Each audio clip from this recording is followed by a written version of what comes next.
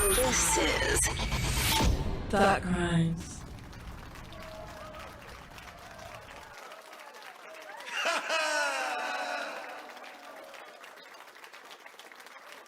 Good evening, ladies and gentlemen.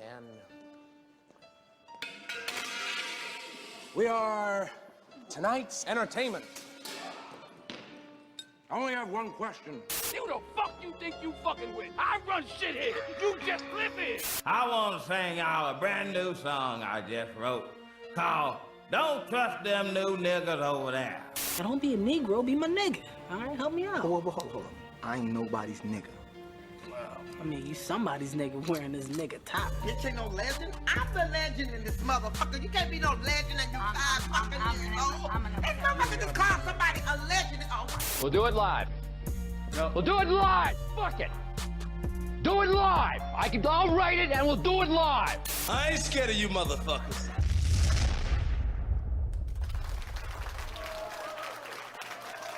What business are you in? I make my bread and butter. I'm pushing. What business are you in? I make my bread and butter. I'm pushing. I'm pushing.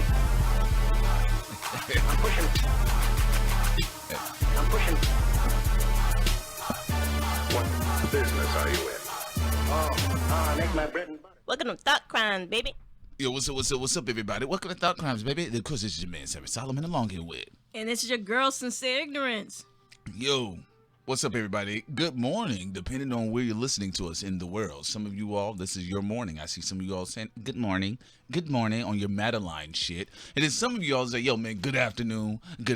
So, yes, good morning and good afternoon to all, depending on where you are from. And this conversation is a little bit for our mature audience. Is going to lean a little bit more towards the Gen Xers, but we're going to talk about it anyway.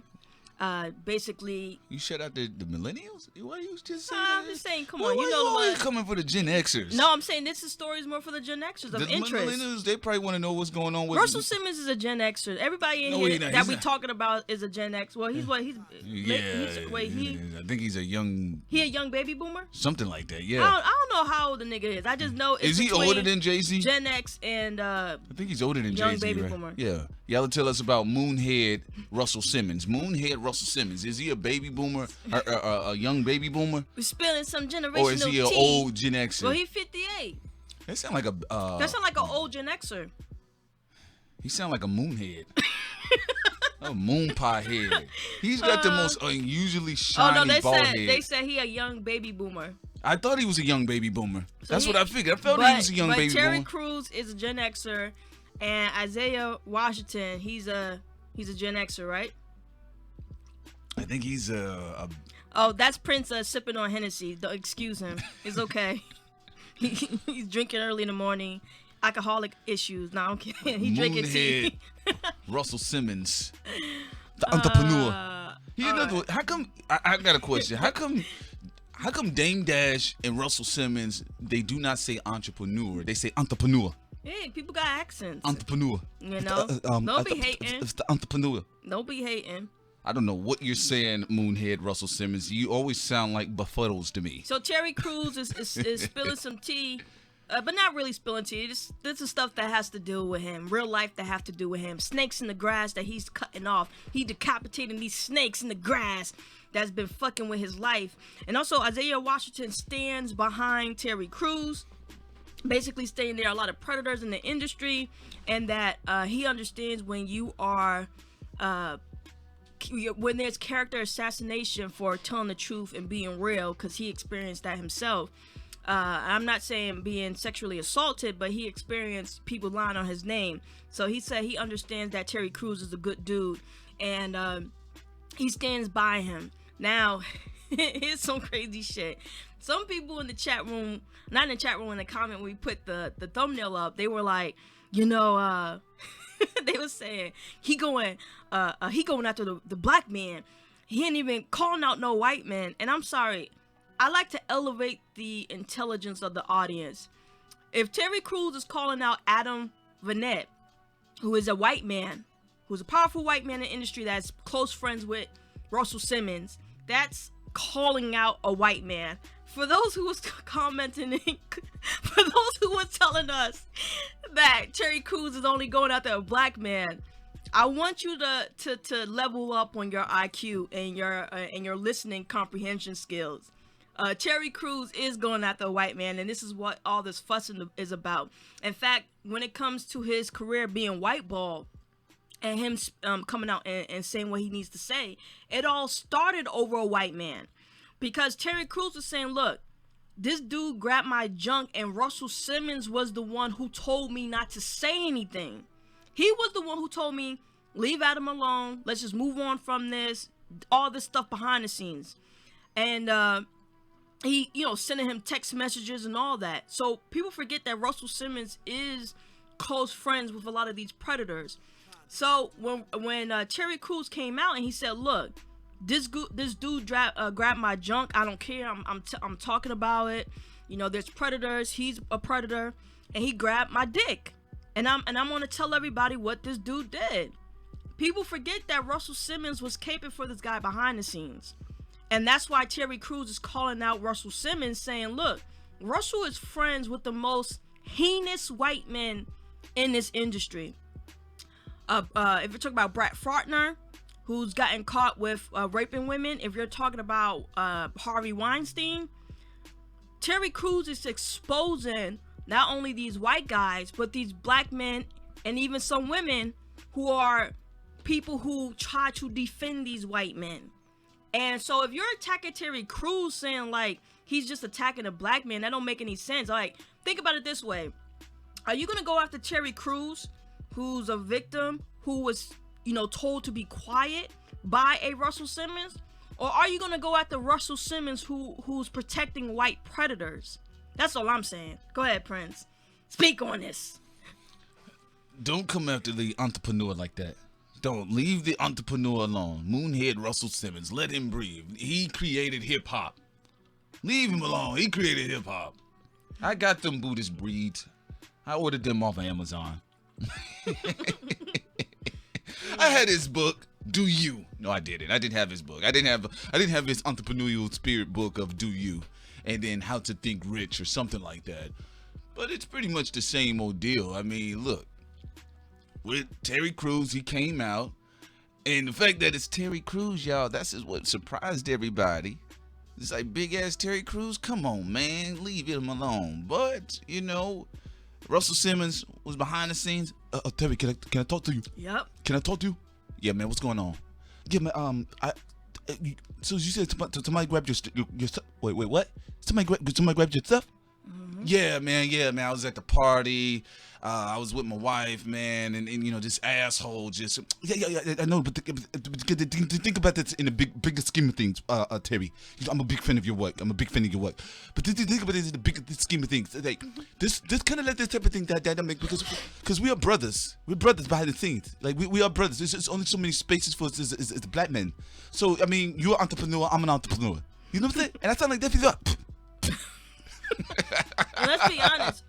Again, Terry Crews said he didn't come out with this as early as he should. It's because Russell Simmons, who he said they don't even have a close relationship, him and Russell, came and tried to convince Terry not to tell on Adam, who grabbed his junk. And if you look, this is what I think. I think who you associate with actually tells your core character. I don't give a fuck what anyone says. You can lie to yourself. Who you fuck with shows who you are truly inside. Now, you got one bad friend, somebody a rapist, whatever. You probably didn't know. Of course, you probably didn't know that shit. You got one bad apple you probably didn't know. But you telling me all of your close friends are fucking predators? You mean Brett? You mean Donald Trump? You talking about Brett Ratner? Yeah, you talking about Donald Trump. You talking about what's the dude that people allege was grabbing on Will Smith when he was a teenager? Brian Medina. You telling me all your fucking friends are predators, but you're not? Boy, they about to roll Jerry Sandusky's ass going onto the floor, cause he's an entrepreneur as well. But it is what it is. I mean, what did Amanda Seales say that Russell Simmons said? By the way, did we fuck? Did we fuck? Can you imagine this fucking double tongue having ass nigga talking? Did we fuck? Mm-hmm. He can't even appropriate a woman properly. He can't even accost her. Sincere, what if he rolled up and I'm sincere. Get that Daffy Duck nigga away from me. Yo, beautiful black skin. Daffy Duck nigga, stay away. Why you been like that? You from the South? The entrepreneur? Where you from? You from Jersey. You know I know Red Man, right?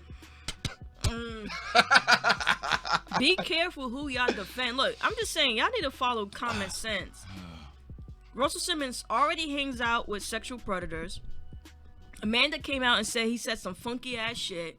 Terry Crews tell y'all niggas that Daffy Duck told him not to say anything to anybody.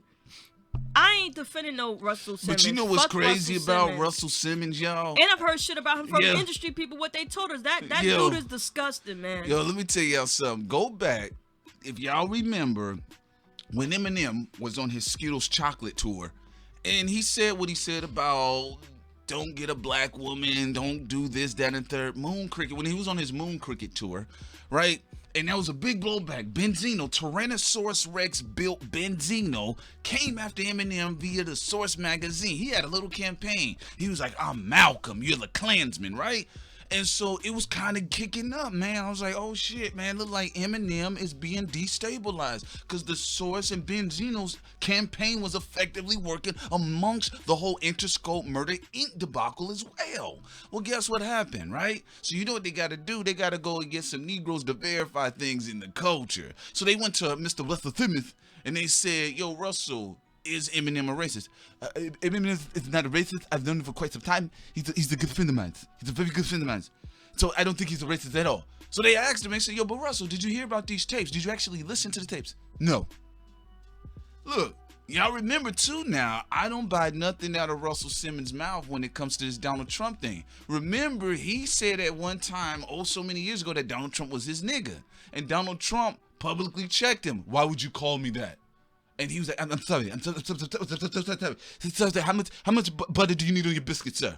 Right? So now all of a sudden, now he's so anti-Trump. When, go back, Trump was his homeboy for a long time. It is what it is. It's the industry of smoochers. But what we're saying here is just kind of keep the same energy, and at the very least for you all, understand who these people are. So when it comes to Russell Simmons, that's not far off the table. Of course, he slid his old Yoda ass behind the table and tried to suplex up on Terry Crews. He's probably talking to him while he was in a yoga position.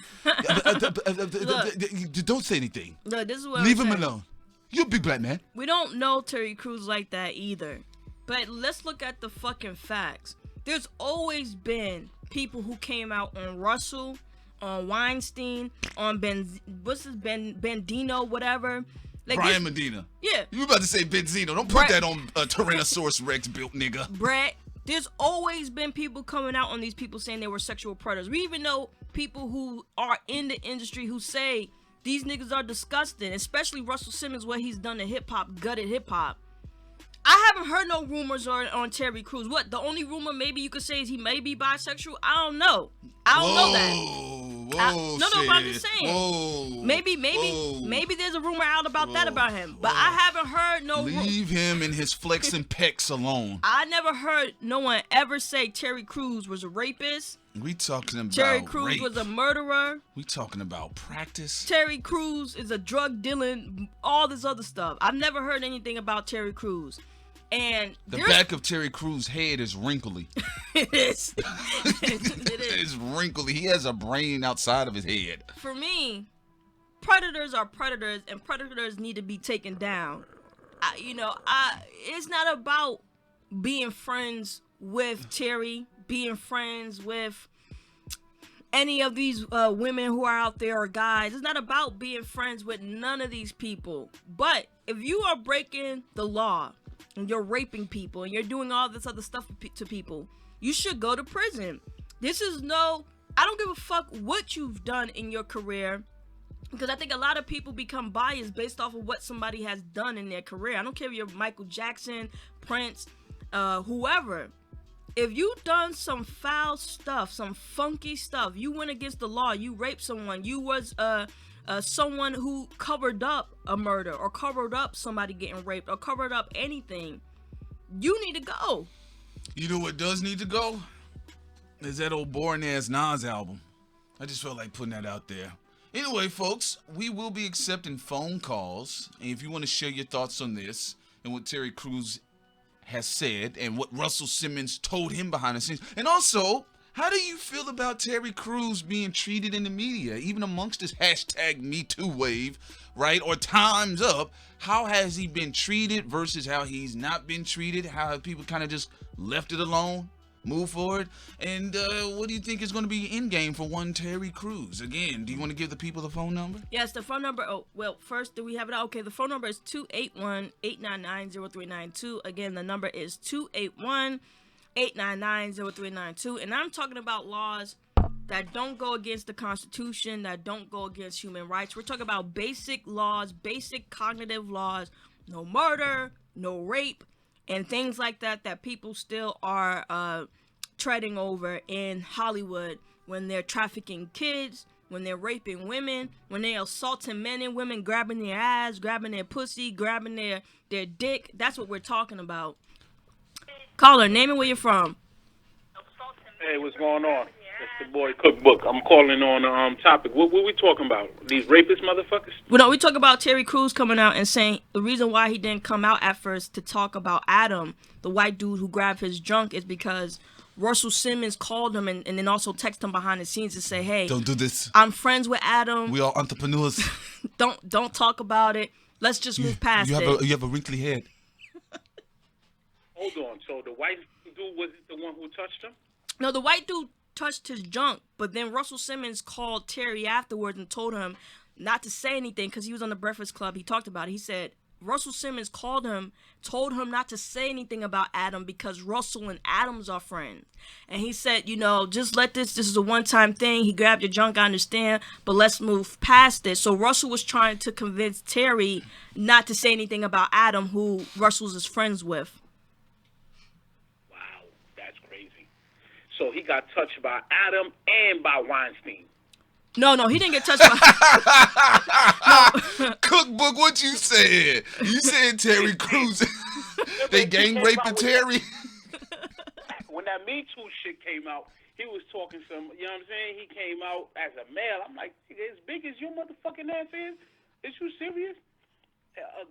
My nigga, like, that shit is not flying. Like, with all due respect, and there's no way, like, no amount of money is going to let somebody touch you. And I can understand you as a kid or whatever, but you a grown-ass man. I would have chinned what's his name, Yoga Man, and that nigga. Like, what type of shit? And then for the love of money? Well, it wasn't for the love of money, just real quick. Like, you got to remember, it's Russell, even though it's no excuse, I still feel that Terry should have talked about it when he wanted to, but remember, somebody else called in to try to hype him down, to try to say, no. Don't tell on Adam. Let's move past this. You know how some people call you, they try to be nice and confident, but it also is like an underlining threat about your career, but also about you as a human being. So I think for Terry, it was more than just the money, because if you was already going to go out and say something, you got somebody else who is seen as an icon in this industry calling you behind the scenes, telling you not to say something. Come on, Cookbook. That's like some scary shit. Cookbook, you know what it is. Come on, you know how it is. You know how it is on jobs, just on some low level shit, right? If a nigga starts popping a little bit too much, security walking him off the premises. You talking about in that industry, you got people, they got different flats on different continents. You got people that got different people working for them, and it ain't nothing for their careers to get slowed down. You saw what they did with Isaiah Washington. That man used to be everywhere when I was little. Shit, they put his shit in a wheelchair.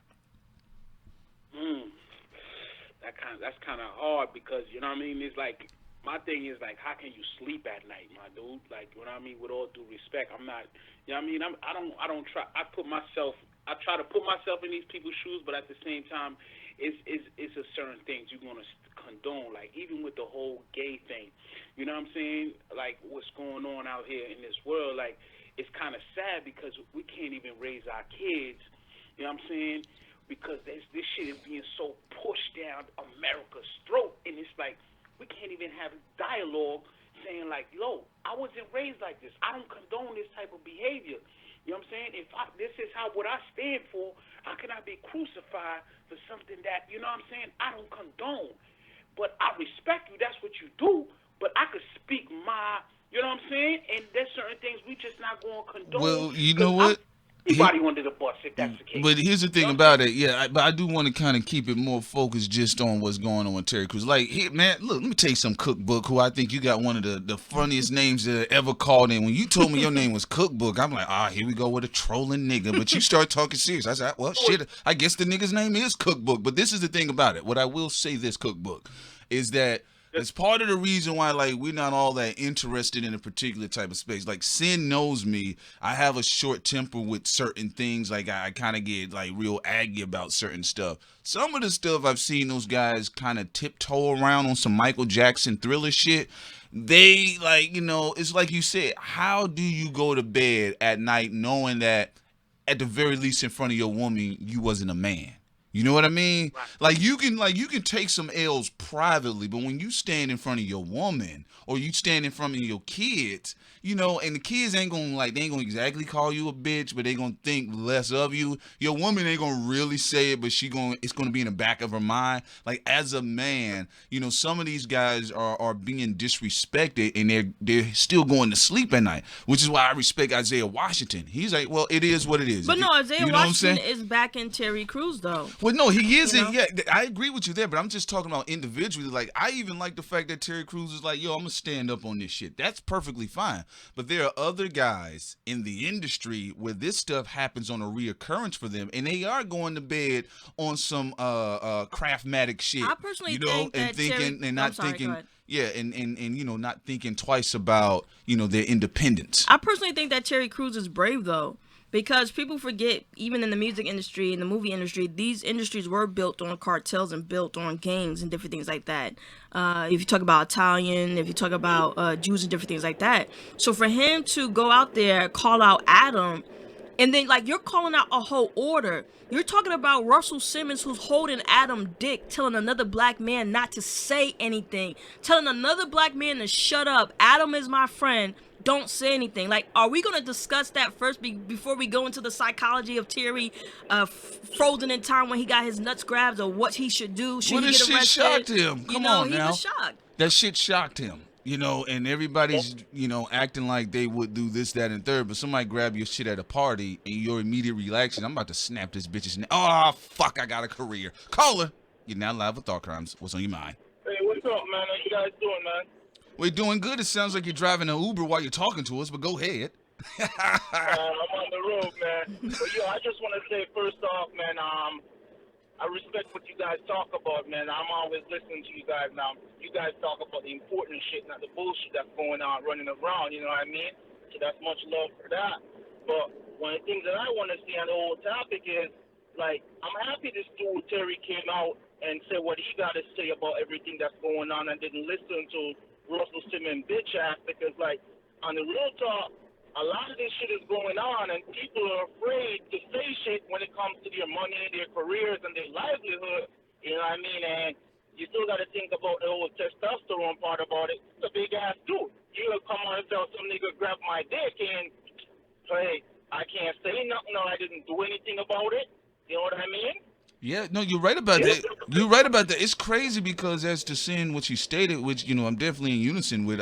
You know me, man. I'm happy when somebody get aired out for being dusty. Yeah, it's more you know weird what I'm saying? to me that a black man was trying to defend a white man in favor of a white predator going against another black man. But that's here's what's the weird thing. To me. Yeah, but here's the thing about it is. No. Go ahead, call it. Go ahead.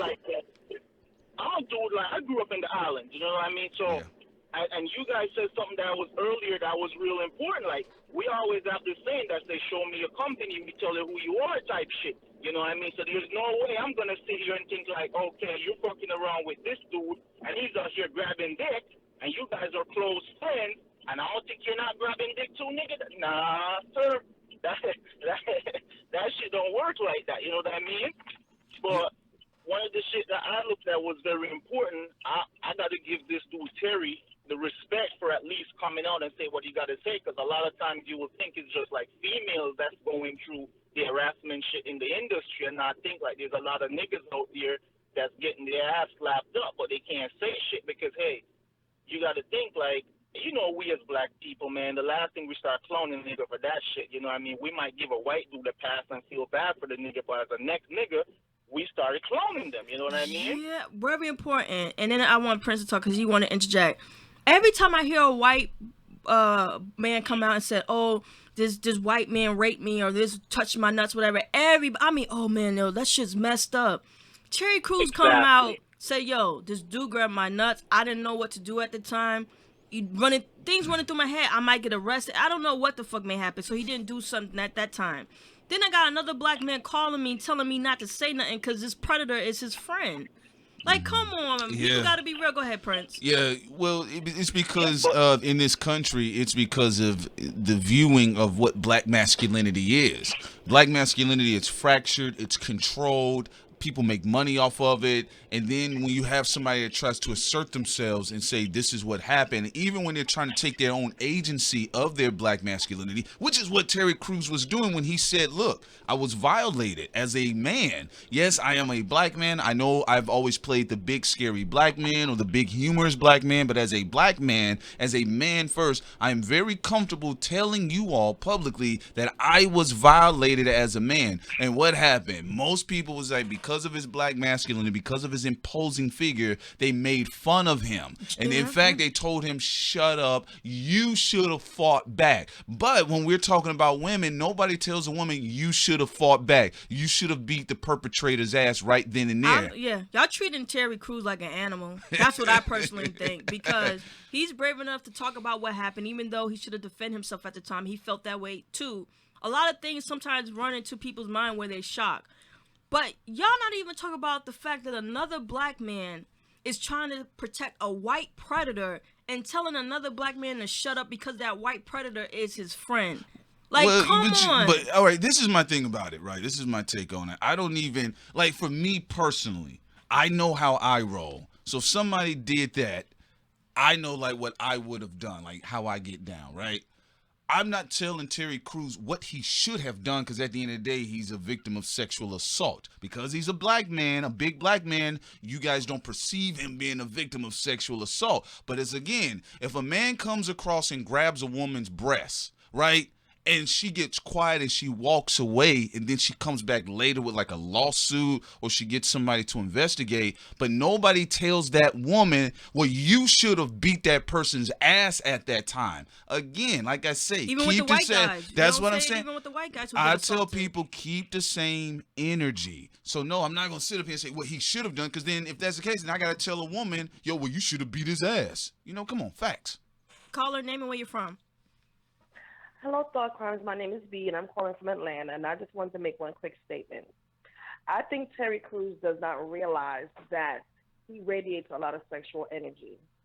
He always likes to show his body. He's very much into bodybuilding, and he's always come across like, you know, when I saw the premiere where he took his shirt off, I think it was some movie theater thing they were at, and he took his shirt off, and he came off like the big sexy gorilla. He doesn't realize you have men looking at you and women looking at you. And then when someone tries you, then it changes the narrative. What does that mean, though? Yeah, but hold on, that doesn't mean nothing. That doesn't. See, this is my. See, this goes into exactly what I'm talking about. This is what I'm saying. If we gonna say this, y'all know I'm all about equal opportunity. So if we gonna say that, then the next time if something happens with Rihanna and somebody violates her, right? Somebody did try verbally before. Yeah, but if it's big in public, like somebody grabbed her butt or they grabbed her breast and she kind of went on the campaign about it, then we should have the callers call in and say, well, you know, Rihanna radiates a lot of sexual energy and she should know better. And when somebody does something, don't try to change the narrative. We have to be, we gotta keep that same energy. He was definitely violated, and I'm not saying that he wasn't. And I think that Russell Simmons has always been suspect, and it just really showed him his colors when he came to that man and say, just, you know, keep it down, you know, this is how they do, so either get in where you fit in or you don't. Russell was wrong for even doing that, because that man is grown and married, he has a family. So he was definitely violated, but, you know, I'm surprised that Russell even came at him like that, when Russell has a lot of skeletons in his own closet. Yeah, I mean, that's all we're saying, caller. It's like we do got to be careful with what we say about, you know, sexy and all that, because, if a person's nude, if a person exudes sexuality, that actually don't mean nothing. I mean, culturally, we could say, get into a conversation about is that good for kids or well-being, blah, blah, blah. We can get into those cultural conversations. But when it comes to predators don't prey on people whether they take their shirt off. Predators just prey on what they want and power. And what they want. What they want could be a nurse. What they want could be a nun. What they want could be fetish. It could be a little kid. Yeah, because if that's the case, it then could be a little girl in a bathing suit. It could be anything. We got these little kids getting touched, and we gotta look at it like what a lot of pedophiles would say with little kids, and this is on stated record with a lot of court documents. They'll say that, well, the little girl enticed me, the little boy enticed me. So it's like it's not necessarily about radiating that energy. It's just about people violating folks. Caller, name and where you're from. We're talking about an eggplant grabbing. No, I'm just playing. Go ahead. Man, look, this is Tim from Louisiana, man. I've been following this Terry Crews story for a minute. Y'all realize that his show got canceled on Fox, that Brooklyn Nine-Nine show, right?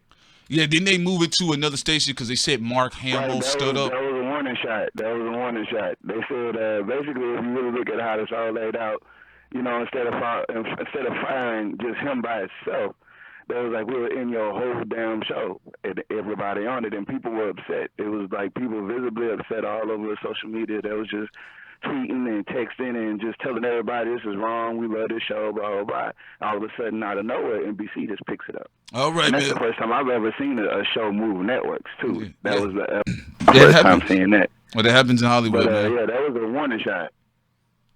No, you're right. That definitely did sound like a warning shot. Sounded like he was calling from CB radio. That's why I'm glad that Terry Crews just kept going. He was on the Breakfast Club, and he's still going with this crusade. He even added a line as Russell Simmons to the list. Entrepreneur. Yo, hey, what's going on? Prince Onyx, what's going on? Yo, what's up, Onyx? Hey, you guys. Long time. I know, long time, but I'm glad I finally made it through. So, yeah, with this situation, I mean, it's really ridiculous that people are trying to defend Russell Simmons because he's a black man, the same black man who sold out hip-hop, because Terry Crews is adding him to the list of all these pedophiles who need to be exposed. And, it's like when it comes to the case of Terry Crews and stuff going on with him, it's like it just goes to show that when it comes to rape culture, men and boys are still, nobody really takes them serious because people figure that, especially somebody of Terry Crews' stature, he should have defended himself. He should have knocked the dude out. He should have did all of that. But it's like, again, nobody wants to put themselves in his shoes and be like, what would you really have done in that moment at a party in front of your boyfriend, your girlfriend?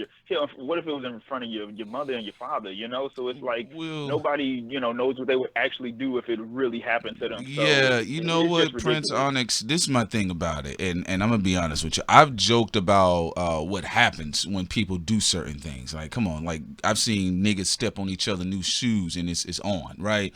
But when people say Terry should have whooped his ass, but then in the same breath they complain that people don't look at men in the nuance of their emotions like they're men instead of these big brutes, especially black men and dark-skinned black men. Let's keep in mind Terry Crews is a dark-skinned, big black man, so you automatically put him in brute territory where his only reaction is either he's happy or he mad. So some people, based off that mindset, they say, well, he should have just whooped their ass. And like I keep bringing it up, then if we're doing that, then let's tell these women who come forward saying they've been molested and raped that you should have just fought back. If we're going to do that, because again, at the end of the day, he's a human being. He was genuinely surprised and shocked like most rape victims and victims of sexual assault. The first thing that happens with them, they're paralyzed because they're surprised by the overt intentions of the predator. So again, when people say, well, he should have, like, nah, that's not how we do it, because then that leads to that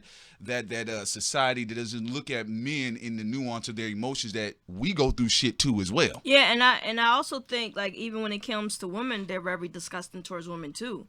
The only thing that saves women is the fact that they feel, oh, because a woman is physically weaker, therefore I understand. Like, we got to be real. There are a lot of people in this world who only cape for women just for the fact of saying, oh, well, she physically couldn't do anything, but, I sometimes feel she's a hoe, or I feel like she's lying. She's just trying to get money from this guy. Even though so far 200 guys were put on the list during this whole finding sexual predators in Hollywood. Out of the 200 people mentioned, only about two of them looked like it was bullshit. That's Jamie Foxx, and that's another one where it looked like, okay, that woman's full of shit. But we're talking about out of 200 people who was found. Think about that. 200 people so far. That includes Weinstein. That includes Adam. That includes Brett. That includes a lot of people on that fucking list. And most of them already had rumors about them for decades, messing with men and women. Some of the people aren't even talking about the men that they've messed with because, you know, for women it's bad, but for men who are touched is even worse because they got the physicality. So then for people in society, they think, well, you a man though. At the very least, you should have been able to do this. It goes back to one other thing person. here. It goes back to one other thing, Exactly. right? This is what it goes back to as well. This is why in neighborhoods across America, you have young boys being molested by grown-ass women. Right? Because if you don't educate a kid with sex education first before they learn to work their sexual urges, and you just throw grown-ass pussy on them, they're going to dysfunctionally operate sexually. But we live in a society where we'll see a 34-year-old man have sex with a 16-year-old girl. You fucking disgusting pig. Fucking pig. God, I hate him, right? But then we'll see a 15-year-old boy being molested by a woman that's like 35. The kid don't know what the fuck is going on because the woman didn't say, well, baby, this is what happened afterwards or whatever the case. And people like, man, that's always good. That's always good. That's why I said this culture is full of caca when it comes to these children and when it comes to victims of sexual assault, both men and women. Yeah, I think before we let Prince Onyx say his last statement before we close up, but I would say they bad towards. I think for little boys and men it's slightly worse, but you look at the culture where moms and dads are telling little girls and little boys to be quiet. You've had it's been jocks and coaching staff getting away with fucking little girls and boys. The whole community capes for them. People don't understand. We have centuries. I mean, fucking centuries of telling rape victims and people who've been molested and stuff of both genders just to shut up. And finally we getting a little bit of traction, but even now people feel weird about it. Go ahead, Onyx. Yeah, I mean, it's just, again, when it comes to men and boys, nobody really wants to take them serious, and that's just really the fucked up part about it. And, in Terry Crews's case with Isaiah Washington, standing up for him and taking his side, I just want to see what's going to happen with Terry in the next few years. Like, will his work in Hollywood start to dry up, kind of like how Isaiah was, blackballed, whiteballed, or whatever, because of him speaking out and all this other stuff? Because the Me Too movement really, is really women-centered, and I'm not saying that's a bad thing, but it's like if they really had Terry Crews's back, they would have his back, So there's that. So, Well, also, last thing, I sent the payment over for the logo design, too, just letting you guys know. Oh, listen to you, man, discussing business on air. Come on, Onyx. But, well, go ahead. No, we appreciate that. I was going to say, Me Too is not even covering certain women either. Like, it is a cherry pick. I do think there's a civil war going in the industry where certain predators are knocking each other off. But also, I do think it is just a power acquisition, and you do have a lot of the Hollywood people who are a part of Me Too, not going after everybody equally. Yeah. Oh yeah, absolutely, 100%. You have Holy Man Russell Simmons. Don't he remind you of Holy Man? Mm-hmm. And of course, Terry Crews. To be honest with you, He's a bit ostracized, like I said, because he's such an imposing figure. He's a big black man, so people don't see him as a victim, period. That's the bottom line. Caller, you're not live with Thought Crimes. What is on your mind? Hello? Can you turn down the background? Hey, boy, I'm finally getting in contact with y'all, man. Hey, I'm proud of y'all for changing the culture and turning it the right way. Prince, King Prince, man.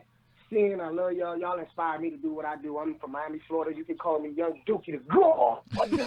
And as far as that molesting thing, man, that's crazy. It's been in a lot of black families, and they block it. And then for somebody on a higher upper pole to tell Terry Crews not to do, he's supposed to be behind him 100%. Now, as for me, a young dreadhead guy, you know what I'm saying, this white guy touching on my schlong, my girl there, I would have lost all credibility because I would have hit him in his mouth. Now, I know situations at hand, they always come up like they come up, but it's just a natural instinct. No man should be touching on another man's junk. That's just bottom line. And your Dookie the God said so, man. Yeah, man, no doubt about that, boy. I love Miami niggas, always off the hook. I love them. They just as wild as New Orleans niggas and Chicago niggas. But you know, he's right. That's what I said. It's different temperaments. Like, I know where I would stand with the situation. I know where like folks like my uncles and my cousins out there in Compton would stand in that situation, and they would have made a massacre on that floor. But then there's people like Terry Crews where like you pause, and this is my problem when you're talking about men. Because that's another thing that's anti-black male, against the anti-black male. The whole image is a black man stopping to think like, what just happened here? They think automatically you're supposed to snap, and you know you're gonna have situations where that happen, but there are gonna be some black men. They're gonna think like, yo, did that just happen? He probably talked to his wife like, I think I was just violated. You know what I'm saying? So we're not saying like he should never have done anything. He could have been shocked because of how big he is. He could have been shocked that some guy would do that. Yeah, that's bold shit. Come on, even listen to how the audience is talking. Like, yo, why was he able to do that? Terry Crews is thinking like, yo, like why would he do that? Yeah, come on, man. Terry Crews is big as hell. He's used to people moving around, and somebody was like, I'm gonna walk on through and grab your nuts. Caller, name and where you're from. This Kennedy again. I'm sorry, man. This Ken, y'all Dookie the God. I hung up my mistake. And I just wanted to say, man, you guys, man, you should touch on all our topics, man, because y'all, like I said, inspire me. I know this is like rambling a little bit or whatever. From the Drake thing, I've been following you guys when you were telling us about the first black man with the cell phone and the web address, you know. And I'm looking big into that. You know, the top 5 gaming companies, one of them is a black company. I learned so much from you guys, and I tell a lot of these guys that where I'm from, we're from Florida, you know, Extension just that's where, you know, and we need more of that down here because it's like the heat get real hot and you guys get real crazy. I'm sorry to jump off topic. I just felt like I should say that, you know, because I know you guys are a positive group and that's something that should be spread through the wire. You know what I'm saying? Not Kanye green ass, not fuck ass, shameless ass. I tell you, I don't like them motherfuckers. Them old bitch ass niggas. Man, we appreciate that, yo. Y'all Dookie the God. Yo, take care, man. Also, again, and I wanted to bring up, because I brought it up during the previous live streams. That's why when we had people call in, immediately getting on their Jesus post when that boy XX Tentacion had died. You know, and they were like, well, this person was criminal automatically, blah, blah, blah. And all these people pulling up tweets when this boy was 15 and 14 and shit. Again, I stated to y'all that XXX Tentacion was a victim of sexual abuse. So that also plays into that as well. And like I said, again, we are moral when convenient. When we like somebody, when we feel a bias towards or against them, that's when morality comes in. Calling you now live with Thought Crimes. Hey, how you doing? What's up? Hey, what's up? Yeah, I wanted to talk about Terry Crews. I mean, some people, they trying to blame Terry Crews for not, you know, reacting, but you got to look at his situation. He's in a position where that's probably, you know, like a boss or something that's doing that to him. He's thinking about his job, his career, you know what I'm saying? And he's thinking of like, damn, well, you know, it's that type of power that person may have. So I can't just go and blame him for not reacting when you're not in his situation. You feel me? Yeah. What you're saying is similar to, again, what we've seen in situations pertaining to women of sexual abuse by men of power, and even some women. It's not as frequent as men, but some women or any people of power, when they try to dominate them sexually, that they was thinking, my man, like this, what's going on here? And so you're saying for you see that it applies the same way with Terry Crews, despite him being his size, his imposing size. Yeah, exactly. There's only so much you can do in that situation. Now, if he felt like, fuck it, he just wants to hit him, then it is what it is, you know? Yeah, no, it is, and that's what you know, we illustrate here. At the very least, we like to have people that have a realistic, you know, thought process about shit, you know. But it is what it is. But call it wonderful comments, definitely got some intelligent folks calling in. You know what I'm saying? You know, and again, you know, this pervert, this predator works for WME. You know, if people want to support a black man who got his junk grabbed, you know, you should want that white boy fired. Even if you just have issues with how Terry Crews operated, whatever, you shouldn't want that white boy to be there. You should fuck up his life the way he's fucking up another black man's life. And also, you should not be supportive of another black man who says the white predator is his fucking friend. Russell Simmons saying Adam is my fucking friend. That's some weird shit. Well, Pimp C already talked about Russell Simmons. You feel what I'm saying? Pimp C, he already chopped it up, and we already know what it is. Weird ass, moon-headed boy. So we already know, okay? Caller, name me where you're from. Hey, this is Latana from Cleveland. What's up? What's up, Zatanna? Hey. Go ahead. I saw what's happening with the draft. Y'all getting some people out there. LeBron's still leaving y'all asses, though. Don't say that. I don't pay attention to it. Whatever happens, happens. But I just want to talk about how everybody talking about Terry being a punk is part of the problem, because they're putting their energy towards victim blaming. Like, they could say anything regarding the situation. They could say, why is that white man putting his hands on this black man's dick? But no, they want to say Terry a punk for not doing something about it. Like, if you're going to say something about it, say something that'll help the situation. Like, you keep choosing to focus on what the victim did wrong instead of focusing on the fact that the predator put the victim in that situation to begin with. Like, Beautiful, Zatanna. That's straight to the point, because that's what I want to really drive home, because we can't just say victim blaming only applies when it's happening by way of a woman or a young child, or even if we're talking about mistreatment, that only blacks are getting mistreated. We know what we're getting mistreated in disproportionately, but we have to be real and keep that same energy across the board. And what I get from all of this shit, which is why a lot of young boys that I knew growing up who were molested by their uncles, by their fathers, by their stepdads, they sat on that shit because they knew what was going to happen. So the fact that he came forward and immediately people was like, hey, he should have fought back. He should have whooped his ass. Yeah, like, you got to talk about the structure. A white man, a disgusting predator who felt he had more power, grabbed his junk, and another black man who had a lot of power, who've been associated with all these white predators, tried to protect the predator and tried to tell Terry Crews to shut the fuck up. Let's keep that in mind. Bitch. He is, man. Entrepreneur. He's an entrepreneur. It's a ton. Whatever come out there with some baby fat gear and make you wet. His stuttering ass. I couldn't even imagine him sexually assaulting women. Like, you can't even talk right. You just, I don't know. I just got a weird mental picture. But yeah, that was just my comment. I just feel like people, it's a cowardly mentality to keep focusing on the victim, when if you're gonna say something about it, attack the root of the problem. Don't talk about why Terry didn't react the way you think you would have reacted. And by the way, if he reacted the way everybody's saying he should have, what would happen to his career? What would happen to his family? Like, that's why he didn't do what everybody's saying he should have did. Mm-hmm. And thank you for calling in too, Zatanna. And I also want to add something real quick. Look, I'm not trying to be offensive, but we know we tell the truth to our audience. For all you rah people, then I would think you would have already attacked certain institutions and entities that have been raping black people collectively as a whole. Y'all been getting slapped by certain institutions. I don't see y'all going out there burning it down, so you can't tell another man to go beat on this white predator. Just is that simple, when I don't see a collective outrage from black men and women to handle certain things. That happens all the time. Let's not be hypocrites here. Like when people try you, a nigga, the first thing they say, well, he wouldn't done it to me. Yeah, he would have did it twice. Caller, you're not live with Thought Crimes.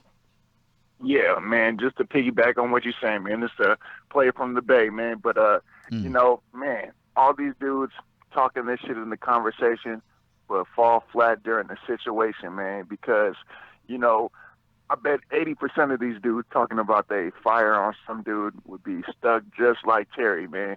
You know what I'm saying? And it's really the same situation as XXX, where we just collectively ain't got no power, because Zimmerman is still walking around that motherfucker, but we instead going for XXX. And now we can't say nothing because we don't have no power in Hollywood. So people should really just use this as impetus to, start our own industry. You know what I'm saying? So we ain't got to deal with this type of shit. Yeah, double facts all the way from the Bay, man. We love it. Love all the people that call. Man, we got a lot of West Coast, especially Oakland, Bay. Damn, man. Come on, man. We love y'all. Appreciate you, caller. And another thing I was going to say to that as well is that, look, I think whether you like Terry Crews movies, whether you like the way he moves or not, for this particular thing, y'all should be supporting him because you're taking a black trader, which is Russell Simmons, who has been one of the biggest black traders in Hollywood ever. That's not true. Who wants to assist a white predator, who's the white predator is Russell's friend, as Russell stated. Y'all should be trying to get rid of them two bastards instead of worry about what Russell's doing. I mean, what Terry's doing. That's a conversation for another day. At least get rid of Daffy Duck and that Mayo bitch. Russell Simmons and RZA, boy, y'all done fell into the sunken place hard, but you was birthed in it from the jump. Carly, you're now live with Thought Crimes. What's on your mind? Hey, y'all, this is SVM CEO from Houston. After sincere. Yo, H-Town representative SV, man, what's good with you? Nothing much. I just wanted to, get straight to the point. And Sincere and Prince, I really want to thank the both of you for really opening my eyes to realizing how fickle most people are, and actually how dumb most people are. And I'm trying to say it as respectful as possible, but I really can't stand niggas. I can't stand most people now. You understand me? It's the oh shit. The fact that people are out here saying that, oh yeah, Terry Crews should have done this and should have done that. Every motherfucker that has said that shit wouldn't do it themselves. Let's be honest. You had a party with a bunch of Hollywood with a bunch of Hollywood people like Big Shot, and you gonna have somebody grab your junk and you gonna punch him right in the face right then and there, when you know that you probably made it out the hood or whatever, and you're in Hollywood now, and you getting paper and all that shit. You really gonna trash your lifestyle for punching somebody? That's bullshit. So everybody that says that shit is full of shit. Number one. Number two, Russell Simmons. I mean, he's always been funny style anyway. I mean, I've heard so much shit about him and his gay skeletons that he has in the fucking closet anyway. And people have forgotten that shit he did with Harriet Tubman. And another thing is, another thing. No, go ahead. How much older is he to Kimora Lee Simmons? Oh, she was 16 when he went with her. He was dating her. Nice and ripe. She was 60 fucking years old. So that already shows you the type of mindset he has, which is why he would protect any Hollywood pedophile or sex offender out there. That should already tell you where he stands. And you know what I mean? Yeah, I love when you said that, because people forget the reason why his skit was so offensive. He turned a fucking superhero into a fat mammy who was enjoying getting raped by a white man. That's what's his skit. White man. Yep. Exactly. So and also, I don't know, did Oprah ever mention Terry Crews when she had her Time's Up speech? Nope, she did not. She's phony too. No. Oprah ain't touching that shit. Nope, Oprah don't care. Oprah don't give a fuck. She just posted Cardi B's album. She don't give a fuck. That bra somewhere coked up right now. Yeah, man, it's disheartening to see the level of stupidity of most people, and it really just don't want to make you talk to anybody. You know what I'm saying? I really don't know how I feel about this shit, man. It's crazy. It's crazy. Man, you're in the same position as us, man. That's why when people be telling us just to run out and be close to people and just do stuff with people. Yeah, we may have somebody guest on our show, but we're not caping for people we don't know. Somebody who could have just guest starred on the show could be a pedophile. Somebody could be a rapist. Like, we don't fucking know these people. What we gonna act like we buddy? Like, you don't know most people out here, and most people do some fucked up shit. Well, you know what, SV, man, you know how it is, man. Look, y'all should check out Zig Ziglar, right? That's why I tell people, kind of like, get out of the broke tip space. I know you hurt, as a black person, but that don't mean you got to shut down culturally across the board, because that's an ignorant person. You should check out books by Zig Ziglar, man.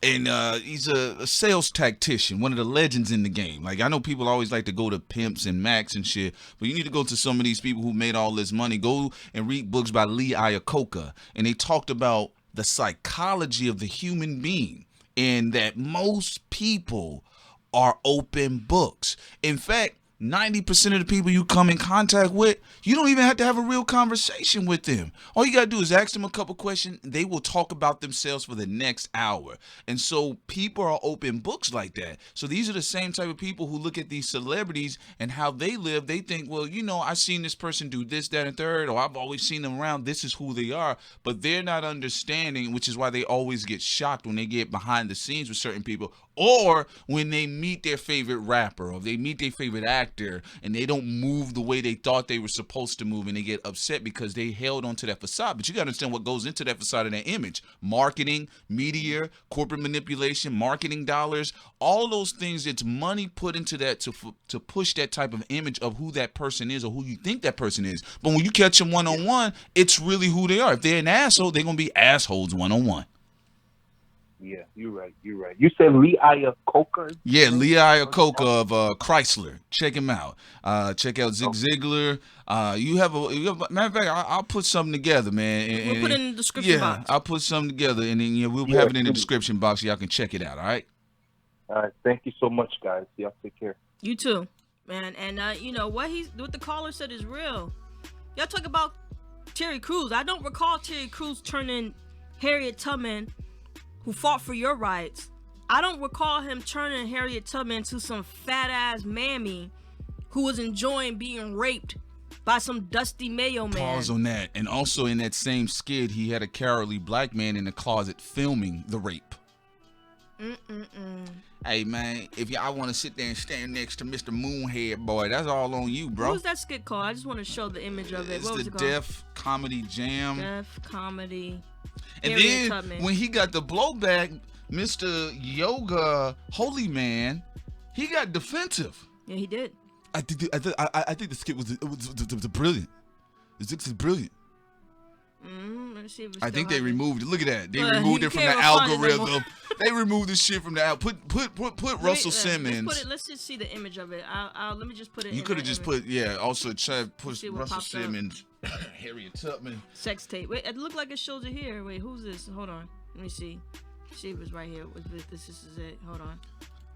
It was showcased there. This dude's just. Nah, talking. he removed it from the algorithm. Yeah, little bitch ass.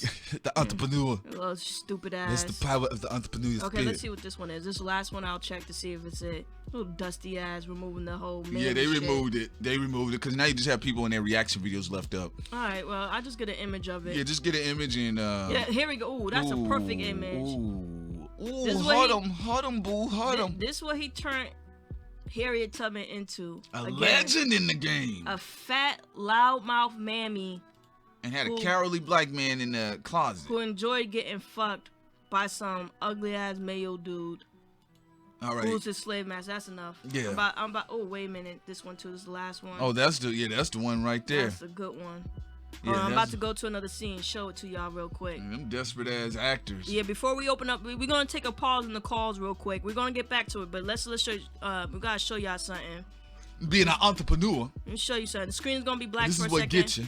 Screen gonna be black for a second. Don't get alarmed. We're still on. It's like Benny Boom said. What did Benny Boom say? He said, bro, when you get in Hollywood, man, some of these folks ain't even black. What did Daylight, old intellectual trolling ass, say? He said, man, when I look at these people, they ain't even got souls. Yep. This is your Russell Simmons. Hold on, I got one other image for y'all. Let's take another image for y'all real quick about this dusty ass, the moon-headed boy. Moon-headed, fucking. I'm calling Russell Simmons a coon. I don't care. I'm calling him a fucking coon. What the entrepreneur? You said a coon? That's perfect. What do you say? You call it a coon. How do you spell it? COON.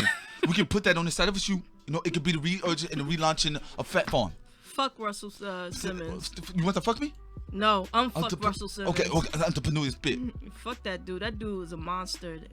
His little fucking beads and shit. He probably be putting up them beads up his ass. They ain't them Buddha beads. Stink. Them ain't Buddha beads. Them anal beads. Yeah, he disguised anal beads as Buddha's beads. Yo, This here is Alex Jones. Apparently, moon-headed man Russell Simmons has been flaunting his sexual perverseness in front of the media. Wearing these beads, he had people really thinking that he was following the teachings of Buddha. But what it really was, the teachings of beads out of his booty. Yeah, look at these white dudes that is this dude's friend. All them predators, man. Look at his homeboys. We are now live. Yeah, there we go. Let's y'all look at them images for a second before we Shouts go back. out to Russell Simmons in the towers. Jay-Z a slick nigga. He don't shout out Russell for shit. You notice that? He don't shout him out no more. Yo, man. She getting fucked doggy style. This is what he said this is the skit he put as Harriet Tubman. A mammy getting fucked doggy style. See that image right there? Entrepreneur spit. This is the type of shit this dude found funny. We're talking about rape culture, slave, porn star mentality. And then his bitch ass got all the videos of that skit removed from YouTube. They moved him from the algorithm. Anybody who finds that video, email it to us at tc84network@gmail.com. Yo, what happened to that one dusty nigga that when I was the Timon and Pumbaa beatboxing ass nigga, D-Storm? He was in the skit. And then when they asked him about it, he was getting all defensive about it. I said, D-Storm, dog, hold this L with your beatboxing ass, Timon and Pumbaa voice ass nigga. And you said he had a Sambo dude recording the sex tape. Ooh, she really getting it in. I watched the skit because I had did a video on it a long time ago, and I thought it was a bullshit. I'm a student of comedy. You know what I'm saying? I really take that shit serious when it comes to the game. You know, what things can be said, what cannot be said, what things are funny and what's not funny. It's all different interpretive measures, but then there's just other shit where you like, bro, you clout chasing with this shit, you know? And yeah, D-Storm, he got all tight about it. Hey, nigga, shut your big mama house reject ass extra up, man. You know what I'm saying? Like, the skit was foul. It was dumb. Nobody found it funny, but some white folks in your circumference. That's what happens when you party with too many white folks in the Hamptons. They think that type of shit is funny. Yeah. That's what it is, because he based that humor on the synopsis of what the white friends of his in the Hamptons thought were funny. That's what he thought. That's what he really thought. Well, I'm looking for an image of something real quick. But Harriet Tubman was a fighter, an icon, but she wasn't only a fighter. She was a chef. Like, the woman was a jack of all trades. That's how powerful she is, or was. Excuse me, how powerful she was. And to take that image of someone who cared about her people, who cared about people in general, but who cared about her people with so much love and respect, and you're going to turn her into a fucking mammy who enjoys getting raped. What type of bullshit is that? I don't know. But well, it's the same reason why All Deaf Digital is not funny. Again, that's that hipster humor. That's that humor for like the blipsters and hipsters of Complex. It's that All Deaf Digital hipster humor. Because when I first saw it, I thought it was bullshit. Is this your king? Is this your king? I thought it was bullshit. So easy money. Yeah, exactly. You know, but that's what Russell Simmons is used to. You know, he's not. Come on, man, Mr. Entrepreneur. Mr. Entrepreneur. You know that when he did that skit with Harriet Tubman, because I remember when I clicked on it, I said, "What is this shit?" And I saw D-Storm in it. I said, D-Storm, bro, if you really was trying to get it popping, this ain't the way to do it. You want your kids to believe in predators and rapists, or do you want your kids to believe in revolutionaries? You want you to lie to your kid and just talk about fucking Terry Crews getting his junk grabbed? Or someone who tried to pervert Harriet Tubman, someone who has white predators as their fucking friends. But it goes back to what we've always told you all about a lot of these celebrities, man. Before they black, before they white, before they gay, before they're straight, before they're bisexual, before they with the LGBT or BLT sandwich community, BBQ. Whatever the hell they want to throw up to add on to their image as an individual, they are businessmen and businesswomen first. Right now, Russell Simmons is U-turning it, and he's trying to be on some woke shit. You know, he's showing up in certain social media ad campaigns talking about, I'm anti-Donald Trump. Bro, you've been partying and going to them parties with Donald Trump for 15 to 20 years, dog, all right? Y'all looked up to Trump, right? A lot of y'all Negroes early in your career wanted to be Trump, okay? Even when we have new cats still talking about up like Donald Trump, right? So now a lot of these businessmen and businesswomen, because they're feeling the energy of the public, they're on social media, you're able to gauge the public's opinion right away. They're saying, you know what, there's a lot of woke energy out there, so let me kind of curtail it. And Russell always talks into the camera talk about being pro-black as if the Harriet Tubman skit isn't on his resume. Let's look at that Harriet Tubman skit again. Let's look at that shit. And we can talk about the Russ card. Hustled everybody. He hustled y'all niggas. He stole all your fucking money. It's time to re-up. It's time to re-up. And that supporting a black man shit is gonna get y'all fucking killed. I'm just being serious. You're supposed to judge. When you're looking at black people, especially those to lead, you're supposed to be looking at that person for their principle, their integrity, all that stuff. I'm saying if you're looking for a leader, right, and someone to support, y'all go in following every fucking black person. That's why you're gonna end up off a fucking cliff. You're supposed to take your time to see if someone is real about what they say. Yo, man, it's like this. Across life in general, you're supposed to gauge and assess people by their actions versus what they're speaking on. That's it. It ain't about nothing else. White, black, brown, yellow. I have to do that because there's some people be like, I trust all black folks. Or I'm more susceptible to. No, partner. You're supposed to judge everybody with what they're saying versus their actions. It's that simple. Yeah, it's fine. It's that simple. It's like, come on, man. You know when a politician about to come game on y'all, they about to move funny. They gonna throw on a red tie or a blue tie and they start talking that talk. When you have celebrities, especially the black ones, when you saw them 3 years ago being a Sambo, and all of a sudden this year they on some woke shit, some black excellence shit, you should be suspicious. Yep, all skin folks ain't kin folks. Like I said, I'm gonna fall back like a lawn chair on this nigga. It's good to support black businesses. Don't get me wrong, but Russell Simmons is not a black business. And did he pass that crown over to the as far as the CEOs? Because if I'm understanding, the CEO head of Def Jam right now is a pudgy ass white dad looking dude. Yeah, it's like just be careful who you trust. Like what we're saying is all the people who came out and supported those rush cars for Daffy Duck. They could have supported Cynthia McKinney. Cynthia was the real deal, man. Cynthia had love for black people. Do y'all understand that? She still does. It still does. She still does. This is the problem. When people love you, you spit on them, you disregard them for people who flashy. Y'all want the Oprahs, y'all want the Russells, y'all want the people singing and dancing in your fucking face. They want the peacocks. Y'all want the peacocks. But the person that's doing the work, the person that was trying to get them monsters off of y'all, those the people y'all ignore. Pause, Sin. Pause like Super Nintendo. Look, the Rebel says this. Sin, thanks for being a sister supporting Terry Crews openly. He says rare. Now, I'm going to be honest with you. I've judged and gauged the Rebel's comments. He's usually centered. Why do you think he would say that? I think if you talk about industry speaking, there's no support for black men or women who are real. I mean, when it comes to sexual assault, you may get more women to be on your side sometimes, but that's not a guarantee. Like, this world is fucked up, male and females. It just is what it is. Everyone want to play a game to get ahead. Like we said, we got our eject button. We know what we gonna do. Cause I'm not in for no fucking people to get ahead, and this is just weird. These people are weird. They're monsters. Y'all supporting again. I'm telling y'all once again. Y'all love monsters who can sing and dance and sweet talk. Y'all give you that honey tongue, and we're disregarding people like Cynthia. Real people, politicians second. She was a politician second. She was a humanitarian first. She's what's the old fake black boy trying to be right now? What's his name? Steve, the King boy. You know what I'm talking about? Oompa Loompa. Nah, Humpty Dumpty. The white boy. Oh, I thought you was talking about the one that's always writing on black issues, but he white. Oh, King something? Scott Storch, some shit.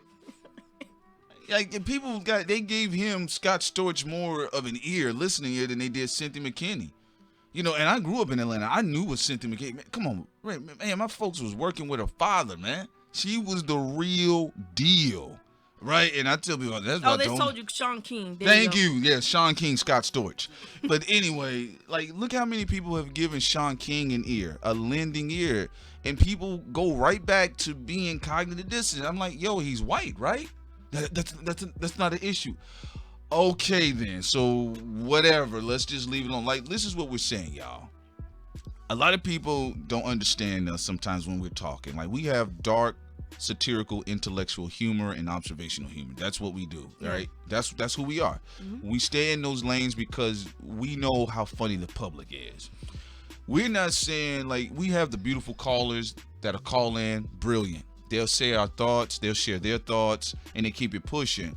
But how can we take any of this in society as a collective, both black folks, white folks, brown folks, and yellow folks as a collective, when people say we got to do better, we need to do this, we need to do that, well, I don't agree with that, well, this person's only pointing out the ill atrocity, when we just had a little 20-year-old boy get gunned down in his ride, and the first reaction, instead of seeing, let's snatch his little ass out the vehicle, and try to do CPR. Let's try to make sure we resuscitate him, keep his blood pressure up. Because that's what you do as well. Even when somebody's getting shot, you got to try to keep things, get a gauge, to try to do something to keep the blood flowing, keep the pulse up, right?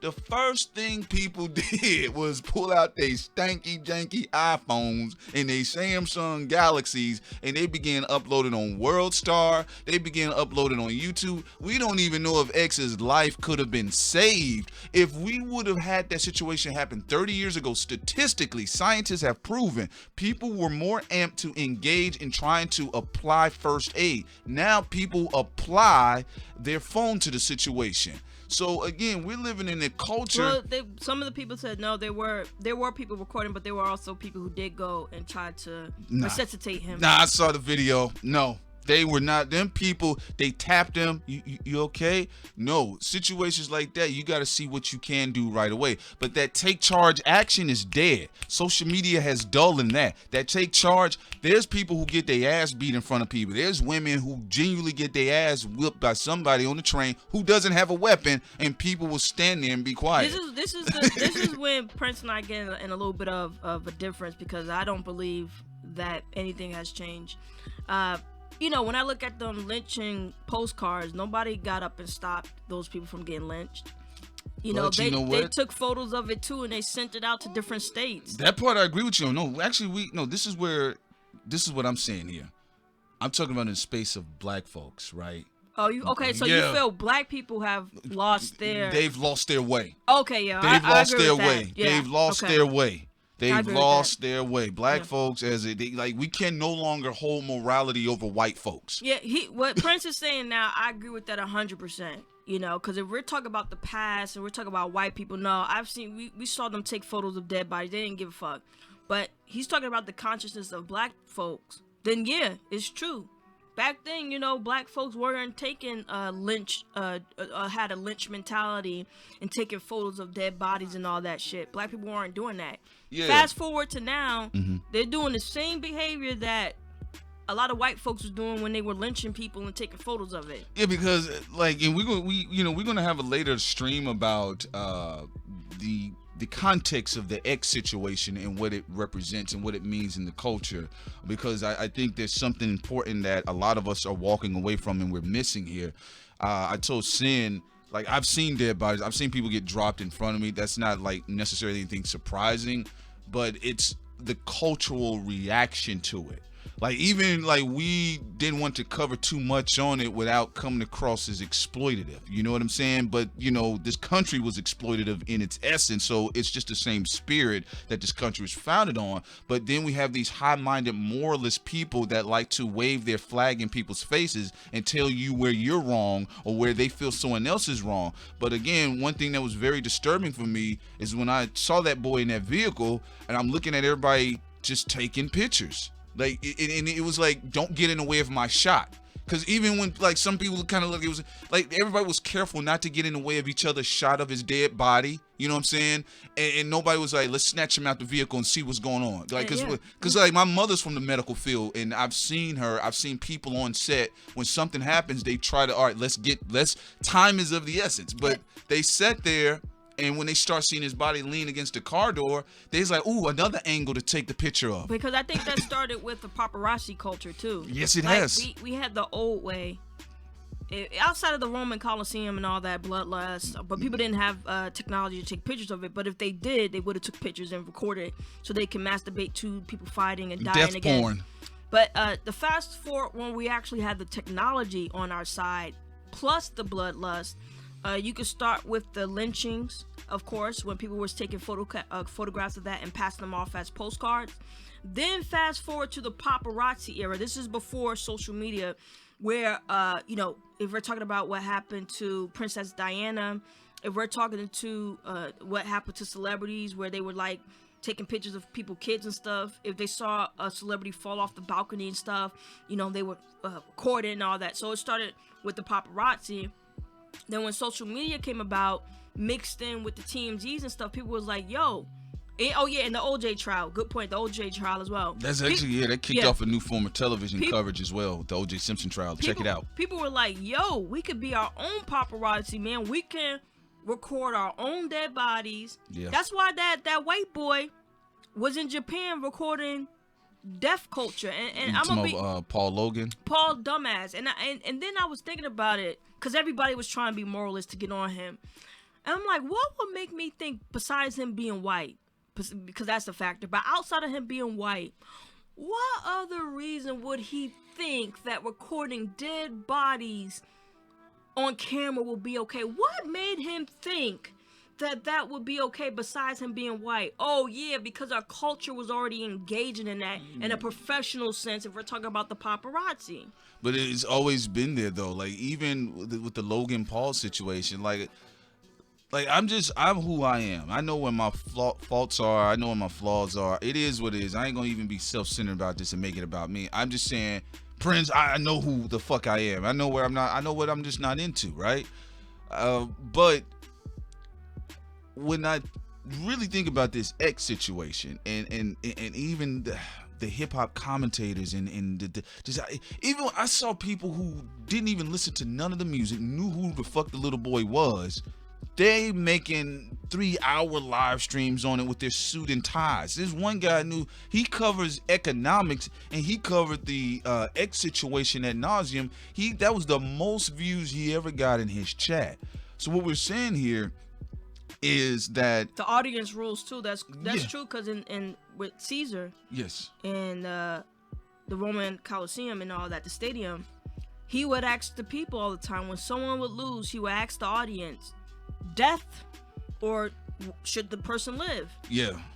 The audience always chose death. Well, always. Even if we're speaking about the Roman Coliseum, which you're absolutely right. Remember now, at one point, it was just strictly focused on the criminals going at each other. Then they started hedging bets where you can put some regular citizens in there, see if you can beat this criminal. We'll take the weapon away from this criminal. We'll give you more weapons than this person. Then the public got bored with that. So then they start putting in tigers. Then they start putting in animals. They start putting in more aggressive, outrageous things. It's the same reason why at one point in time, boxing was on an uptick, then it took a drop. UFC was on an uptick, then it took a drop. So now we're going to a different space now. And what I saw with the X situation was actually something, it's a case study. If any sociologists are listening, it's something to be had here to show you where we are as it stands right now. Because again, I saw on YouTube,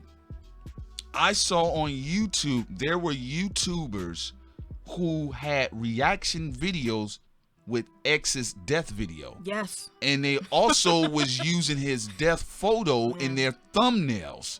So before people calls in and try to get on their moral shit with me, Savage Solomon, I'm gonna get in your ass because look at the culture. It's like what we said. We said what we said about academics, but we're gonna be true about everything. Everybody. It's the culture. Why does academics look?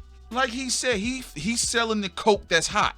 And the coke that's hot is the shit he slangs. And look, for us, in this time and point of our lives, there's some things that we just can't do as of right now. We feel like we just can't. Could we have made 20 fucking videos and get 100,000 views on each of those fucking videos about XXX? Oh my God, yes. And what that check would be looking nice? Abso-fucking-lutely. Yeah, I'd be pouring champagne on your black ass. Abso-fucking-lutely. We can make 10 videos and get between 50, maybe even to 300,000 views on that, and that check will be looking nice. But at the same time, that's something that just wouldn't settle well with us as human beings. The X situation is very cringy. It just would make us feel like, what it is. It's morbid. It's a morbid mindset. That's what it is. It's morbid mindset. Like there was one camera shot. I don't know who this person was with that damn X video. This motherfucker got close up on the car with X while his body was slumping over, because I knew his soul left his body. You know, that boy was dead in that video. But when you see him slumping over, then you see the motherfucker pan the camera around and he's like, look at this. Look at this. You know, thank you very much, Herbert. It's a rigor mortis mentality. It is. You know, and I think we're missing something here. The X situation is a moment. It's a moment. It's a moment for a different reason. It's not just another dead rapper, but it's how it comes across. Even when we saw with Tupac, you know, once his autopsy photos hit the internet, people was clicking on it, resharing it. But this is a video. Yeah. You know, a picture is worth 1,000 words, and a video is worth 1,000 pictures. Also, don't get us wrong. We will be beating certain things to death, like that Drake shit, anything with Jay-Z, Meek Mill. But we know what that is. We told y'all that's hip hop.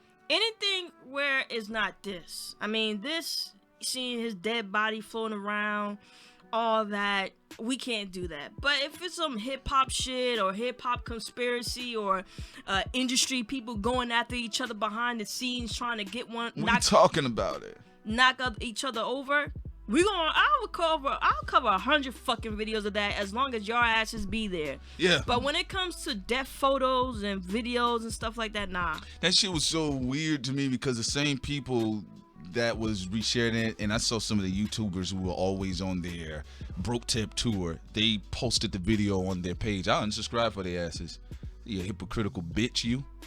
I don't want to hear shit. But anyway, the whole point is this. It's just, I find it very interesting that this is the case, and what we saw with the Logan Paul video, how everybody, black people included, was like, that's wrong. Because he has a lot of black fans. Yeah, everybody. With the Logan Paul video, when the person committed suicide in the suicide forest, black people were right there. They were making their videos. They were sipping their teas. They were sipping their wine and talking about, this is wrong. This is wrong. This is wrong. I never even watched the death video either of his, by the way. We didn't watch it. But when this boy X's video, his death video with him slumped over in the car sitting up there, the first thing people want to talk about, well, he wasn't no angel. Well, let's talk about all the other shit. Whoa. So what is black life? Like go back to the Terry Crews situation in black males. Well, what is black life? Because if you want black males to value their life, then something has to be shown to them in the process. And we're talking about young black males. Because if a young black male is looking at how Terry Crews, a grown man who decides to stand on his own too against an industry, if he's looking at that and he's a sexual assaulted victim or sex victim himself, and he sees how they're dragging him, then he may say to himself, well, fuck it, I'll sit on it. And I'm going to tell you something right now. There's a lot of black boys in your neighborhood, a lot of hard niggas, a lot of successful black men who are sitting on sexual assault events in their childhood and their young adult years that is like, fuck it, I ain't saying nothing, because they don't care about no black male life anyway. They don't care about black people life, period. Not a black man, not a black woman. There's dead black girls in Chicago. Nobody's talking about that. And we are going to do something on that soon. So stay tuned for that. But they don't care about black lives, period. It don't matter who it is. They don't even talk about what's going on in the juvie system, what's going on with sexual assault of the black girls in those systems. They don't care about black people, period. Well, the reason why I bring it up... And also what happens to... a lot of young boys when they're talking about the school system, also with them in juvie as well, what takes place there. If you're talking about Khalid Browder and so on and so forth, it's a system where black people life is really considered to be at the very bottom. Of course, we see people not caring about certain other groups too at certain points, or certain stories that may bore people. but for black life, it's just it's terrible, which is why the Black Death of XXXTentacion was marketable. What did I tell y'all before? Black Death has always been lucrative in America. It's so lucrative, it is the very inception of this country, Black Death. And the reason why I bring it up with the black boys, because at the very least, it doesn't mean it solves anything, but at the very least, it is on the table to be discussed with young black girls, black women. There are coalitions, there are groups to be set up. Doesn't mean it's curing anything. We still have black girls disappearing in Chicago. We still have black girls disagreeing in DC. But what I'm saying here, with these young black boys, there's an immediate resistance across the board. I think there's a resistance across the board for both. I did state that. I'm saying there's nuances to this. Again, what we go through as a collective, we go through it as a collective, but then there's dynamics based on genders about how we go through certain things. So what a black woman's pain overall, outside of the auspice of being black, a black woman's pain may be genuinely inherently in certain regards different than what a black man is going through, and vice versa. These issues have to be talked about. No, but sometimes we get with the system and violence. I'm saying it's equal across the board. Oh, I didn't say that. That's not what I'm stating here. Okay. I'm talking about what I just stated in the last few sentences is what I mean. And that's why I said there's a problem. So that's why we get this immediate reaction where they saying Terry Crews should have hit the guy. And then that's why that boy's body is on TMZ. That boy's body is everywhere. People are making fun. They memeing the shit out of it, all of it. Because all of this shit has been lucrative. Black Death is lucrative. Yeah, that's why when you get people who speak life into the microphone, nobody wants to hear it. They can say what they want to say. 50 Cent sold 10 million records. NWA will always be heralded much higher in the overt pop culture of hip-hop versus Public Enemy. Talib Kweli will always be selling quietly, low-key in the closet. You know, when you're having people to speak life, especially black people who are looking to speak life, black life, even black folks don't want to hear it. And we told y'all, because look at our numbers, man. When we do certain things, come on, man. Now, if this was some goofy shit, this should be all over the place. Yeah, like when people saw Sandra Bland, most people were actually anti-Sandra Bland. I mean, you're always going to get a segment of intelligent black people that are going to stand up for Sandra, or any black person taken out by criminals that are behind the legal system or outside of the legal system. But the coverage of her was, she shouldn't have talked like that. CNN debate on that, Fox News. Yeah, like they debated on that her attitude versus the end result. She was, you know what I'm saying? And then people sharing death photos. Look, I see dead in her eyes. She looked dead. Like, it's just, you know. Let's just be honest with y'all. Like, let's be honest. Can we say this? The animals are more focused than us. Like, we are those that savage culture that we like to push. Even even black people be smelling their own fart too much. They be like, oh, well, it's just the whites. It's just baby, it's the culture, because you have had time of generations to lose themselves. The black people in the 60s and how they behave are not the same type of black people today. Also, I gotta say something. The only thing I disagree with the comment about, like, it's just just kill the black man and just leave the women and children. Our population has been the same because black women are getting killed too. Like, if you have black people are. No, I mean along with black men. Yeah, if you have 800,000 black women missing, some of them I'm sure is going to be in some sex trafficking, just like some of the guys. But no, a lot of people are going to be dead. Maybe their organs are going to be harvested and stuff like that. You know, you've been at the same population percentage for like the last 15 years. No, it's been longer than that. It's been longer than that. I'm just saying, yeah, it's like 13-14%. Yeah, you got to understand this too. Like, yes, you have 800,000 black women missing, right? And you have, 1.5 million black men unaccounted for outside of being inside the prison industrial complex. So you have all these black folks missing. You have black people who routinely turn up missing in Dallas, in Houston, in New York, in Atlanta, in LA. You think about these things. These are the things that are a reoccurrence over and over. And that's what we're saying, is that Black Death is just lucrative, y'all. Do you know the number one harvested organ on the market is black male organs, followed by black female organs? Black organs are the number one harvested organs on the market. And it started with the eugenics. When they did the research, and they saw what black men and women offered when it came to their bodies, from Henrietta Lacks to black men that were being examined and put under the knife, they realized that a lot of black people organs and their DNA and everything could be used for so many things, which is why they're so highly in the black market.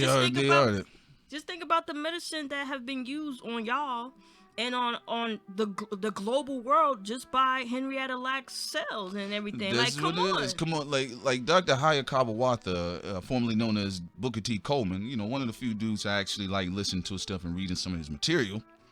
And even some of the scientists who have come forward, black scientists. Look, there's a reason why black people's heartbeats are stronger.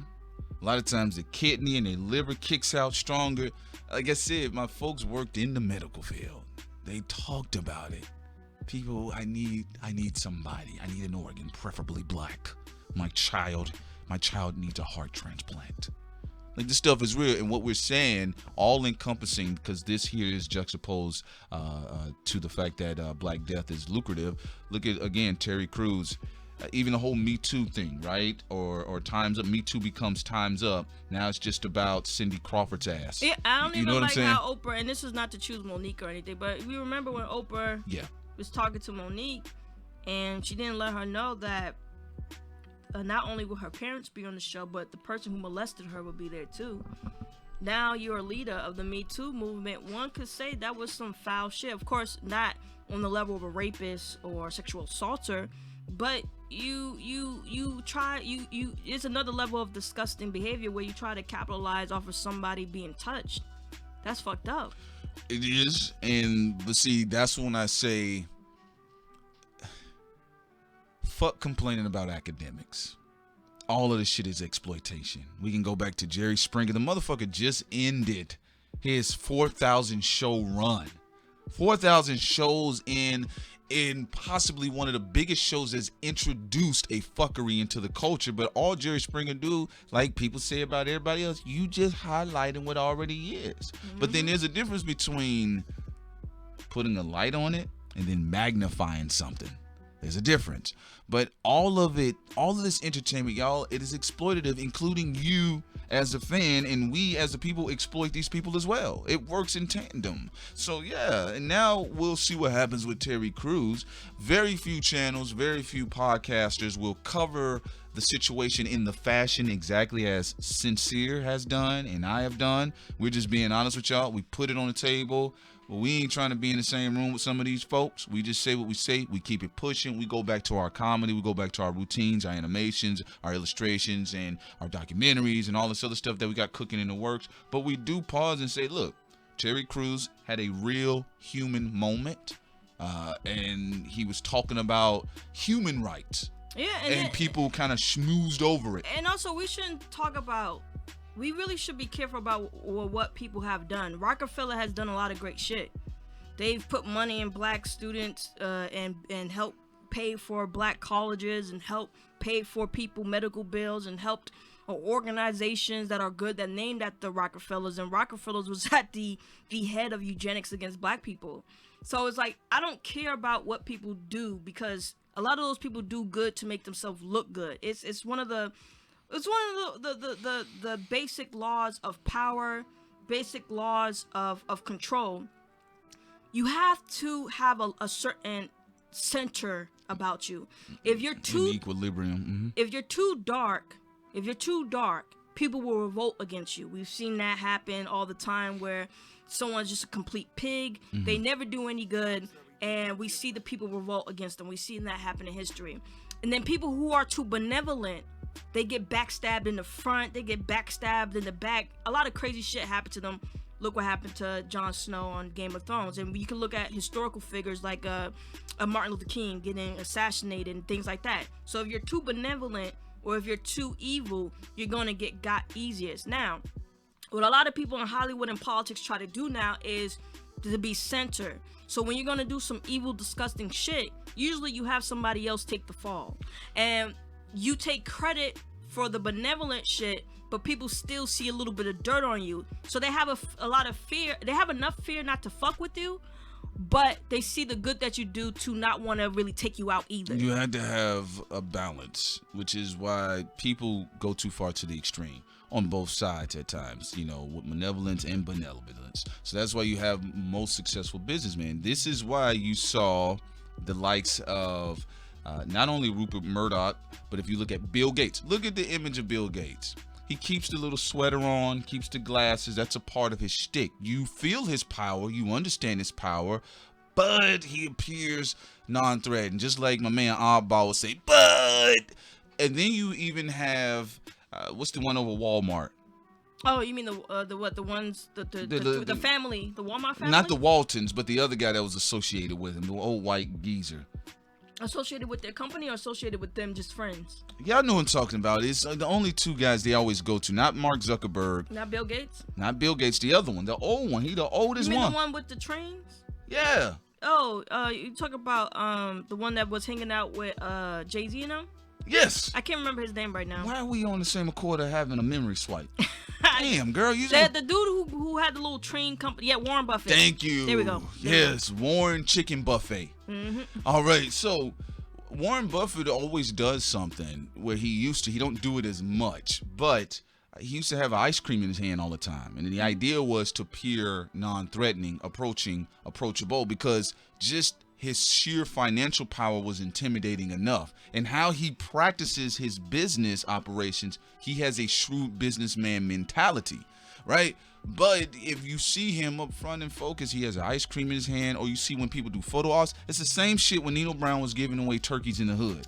George Soros has put in a lot of what was considered to be good stuff too. Go read about Bumpy Johnson and why Harlem loved him so much, but it feared him at the same time. It's the best defense. I mean, it's the best defense to have to say that you've done good works, because it protects philanthropy. Yeah, it protects you from people taking you out, but also the rumors of you being dark and people talking about you on CNN and stuff, that gives people enough fear not to fuck with you. Look, I lied. While at the same time thinking that you are a person that can still be, you know, there's not too much going on with you that I want to take you out because you're just getting your money. Nothing to do with me, even though they forget that a lot of these people are also pro policies that cannibalizes the middle class and the poor, the working poor. And more chewing for your head top, so watch how you speak on my name, you know? And look, man, that being said, folks, we'll be winding this up, wrapping this up. But again, you know, it's power, you know, and whether people like to admit it or not, the only thing that checks power is power in this world. So you're always going to have people. The same reason why Terry Crews, as a big black man, you can have his own people to question him. Mm-hmm. The people in the industry have that much power that they got his own people questioning him. That's power. Yeah. Where they can't just say, you know, Cruz, I believe you, let's support you. You have his own people within the industry trying to say, man, go on, chill. Or they're distancing themselves from him. I bet there's a lot of people right now Terry Crews can't even call anymore. Yeah, we see that happen routinely. And that's how it is in this industry. Confusion is the best policy when you're fucking with people. I'm gonna do good so I can fuck with you even more. And you're gonna be confused as fuck. You're like, what, is this person bad or good? Oh well, eventually you just give up and like, I don't care. But Cynthia hasn't done anything negative to people. She has really been a warrior for righteousness and to do the right thing. And she has also been completely ignored and pushed out of political power, period. So this is all we're saying, man. I don't care who y'all fuck with. I don't care who y'all fuck with. I don't care who y'all don't fuck with. All I'm saying, based off of human behavior and human psychology, it's always going to be this runaround with people. Always. Also, even we're talking about those people who do dirt and then they donate to Spellman or they donate to Morehouse or Morris Brown. Morris Brown ran into financial troubles. But keep in mind, those same people coined the term philanthropy. That's where so it's about them being able to move, and it's subversive. As Love Wisdom says, war is deception. You have to understand what is to be practiced. Hey, man, what's up, man? Max Evans from Boston. Y'all about to get Kawhi Leonard and just take over the game, man. I'm about to go get my Celtics jersey. It's Max Evans of Boston. Yo, I had to call in one time and big up Sincere Ignorance for highlighting the inconsistencies of white supremacy regarding the humanity of black people. the inconsistencies are the following: we're either less human or superhuman, and I don't know which is it. Being 3/5 of a person is the justification for the Tuskegee experiments. Meanwhile, the narrative of being superhuman justifies the exploitation of Henrietta Lacks. Now, back to Terry Crews. This is what he said, quote unquote, in a recent interview. They want me to accept to myself that I'm less than a human being. They literally want me to sign off and say that I am less than you. What you did to me is okay, and it's not okay, end quote. And then there's a narrative online that Terry Crews is such a big-ass nigga, he should have been able to thwart, to avert, to prevent such a violation against him. This is the hypocrisy of society. And last but not least, I want to give a big shout out to the Honorable LA City Attorney Mike Feuer. Terry Crews filed an official complaint against his assaulter to this attorney's office. The complaint was referred, and it was subsequently denied due to the lapse in statute of limitations. Terry said that the incident took place in February 2016, and I think he filed a little past over the deadline, which is a year. So that goes to show you that abusers protect abusers, and this is prevalent in Hollywood. And I think this is a foul and gross double standard of #MeToo, because they make exceptions all the time when the victim is a woman and the alleged incident is 30 years past. I agree with that. You know, Bill, no. Before we let you go, Max, that is the double standard of Hollywood. And when you have friends in high places, the fact that, and this is not making excuses because these people are disgusting, but it is a double standard. Bill Cosby, Weinstein, getting locked up. Everyone, Oprah, Jay-Z, all of them knew these people were predators. Now they got. Okay. All right. Terry Crews, a year late, someone else who is known to be just as sick as those other two people. Man, you missed the deadline. Sorry. But you know what that comes in at? The reason why that does happen, Max, and to your point, is simply this. It goes back to what I was stating a little bit earlier about what Hollywood is predicated on. The heart of Hollywood is exploitation. Even when they call themselves having a Me Too movement based on what some of these women have went through, remember now, money is to be made as we are speaking in defense of these women. That means television shows get better views. That means I can write this into a new script narrative on ABC, NBC. We can have the interviews. The woman can be on Cosmopolitan magazine. She can be on Vanity Fair. We can make money off this woman's, this female victim's energy and image, right? With Terry Crews, with these men, especially he's a black man. What is lucrative of a black man? That he has to be an overt brute. He's either throwing a football or he's rapid. In this situation, you're showing fragility in black masculinity that has never been marketable in Hollywood. So of course they're gonna slide him out the way, sit him down, and move on to the next, like Jay-Z. And I also have a hypothesis on this. This may not be true, but I also think there's a double standard of the aspect of power.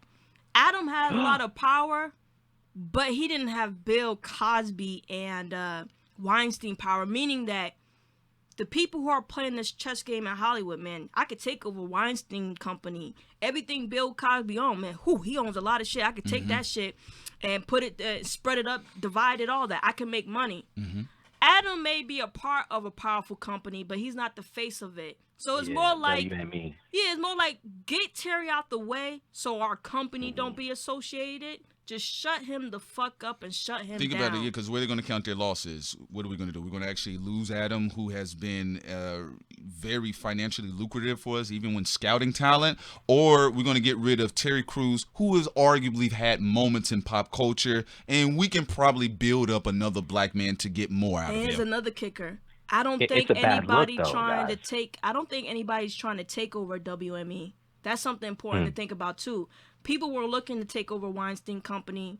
They were looking to take over certain things Bill Cosby owned. Who's trying to take over WME, where they would have fake morality to back Terry? No. So he could take No, they're stronger down. than ever. They look. I mean, go look at their client list. It's ridiculous. But go ahead, Max. No, they're just I mean, what is their clientele? I mean, what is the basis? They're just a management company, right? Yeah, Halle Berry just signed over with them. She's going to be Catwoman too. Another one. She's another one. Don't get me started. Make me feel good. I appreciate you guys taking about calls, y'all. Yo, Max, like I said, man, we'll set it up, but man, we'd love to definitely do a live stream with you at some point in time in the future. Mm-hmm. Definitely. I'm gonna check out my email. I'm about to drop my first YouTube video, bro. Well, cool. We'll promote it. Yeah. We talking about uploading mentality. That's what I'm talking about. Go ahead, Max Evans from Boston, when y'all about to cheat with Kawhi Leonard. That's All if right, he goes. y'all. Respect. Peace. All right, peace. That's if Kawhi Leonard go though. Wow, Boston. I would love to do that, man. I'd love to see that happen. Anyway, well, when Max does that, man, we're definitely going to shout his channel out, and we'll actually assist in that as well, man. Send him some art, some shit, and stuff like that, because Max has he has very strong salient points that I always enjoyed when he calls in. No, you're right, and I want to make this very clear too. The people on the lower end, like these actresses who got raped or whatever, they're not lying. They're not the ones getting the power, but they're being used because there is a civil war in the industry. My thing is, for those who get arrested, like Weinstein and Bill Cosby, who've done disgusting things, I think the only reason why they're getting the severity of it is because people want their company. You already saw people have ownership of the Weinstein company now. I think for the victims that aren't supported, I think they aren't supported because no one's trying to take over those companies. Therefore, those victims will continue to go unheard. What you're saying is that the agenda is not there. Exactly. And then again, as I said, to coincide with your points, is the exploitation works in the process of what happened with Weinstein, because it was an exploitative approach, a genius marketing approach if you think about it. If I've had problems where I wanted Weinstein out, this is the perfect time to subvert him. We do know that they do want the Cosby property. That is a fact. And his art is like worth almost $1 billion too. His collection, yeah. Same thing Michael Jackson went through with the catalog, the most expensive catalog in music history. Again, Terry Crews can be someone to kind of slide him out the way, and we're going to continue on with the train. And that is what does take place. Remember, nothing is genuine in war. Everything serves a purpose. Everything serves an agenda, and exploitation is always at the heartbeat of that. So when people see these things, they assign their morality to it because that is how it's sold to you. That is a part of the campaign of how it is sold to you. So you be like, oh yeah, that's right, bring down by Bill Cosby. But take a look too. We covered the Bill Cosby, but look how Bill Cosby was taken down as well. And look what laws and were Weinstein.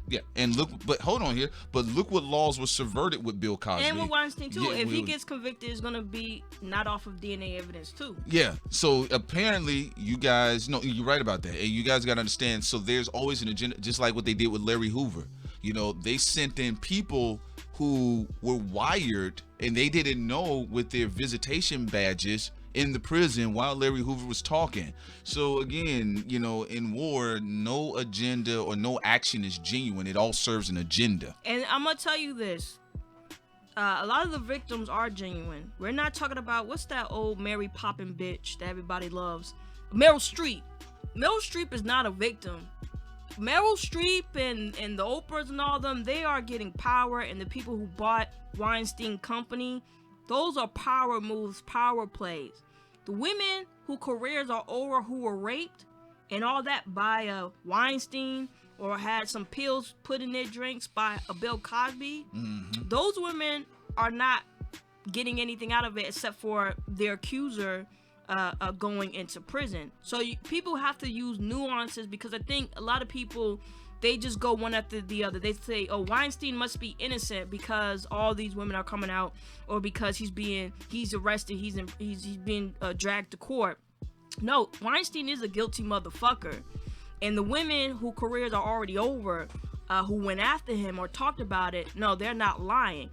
But the Meryl Streeps of the world and the people who took over Weinstein's company, those people are predators too. I think you're a predator by association, especially when you know somebody was doing evil, but you didn't say anything because it's similar to the situation of that lady who came forward, Miss Kitty, about R. Kelly. Yes, like that kitty woman is just as disgusting as R. Kelly. Yeah, and so you guys gotta understand it. And in order for you all, And look, man, we're just talking to y'all. We ain't talking down on you or from the sky.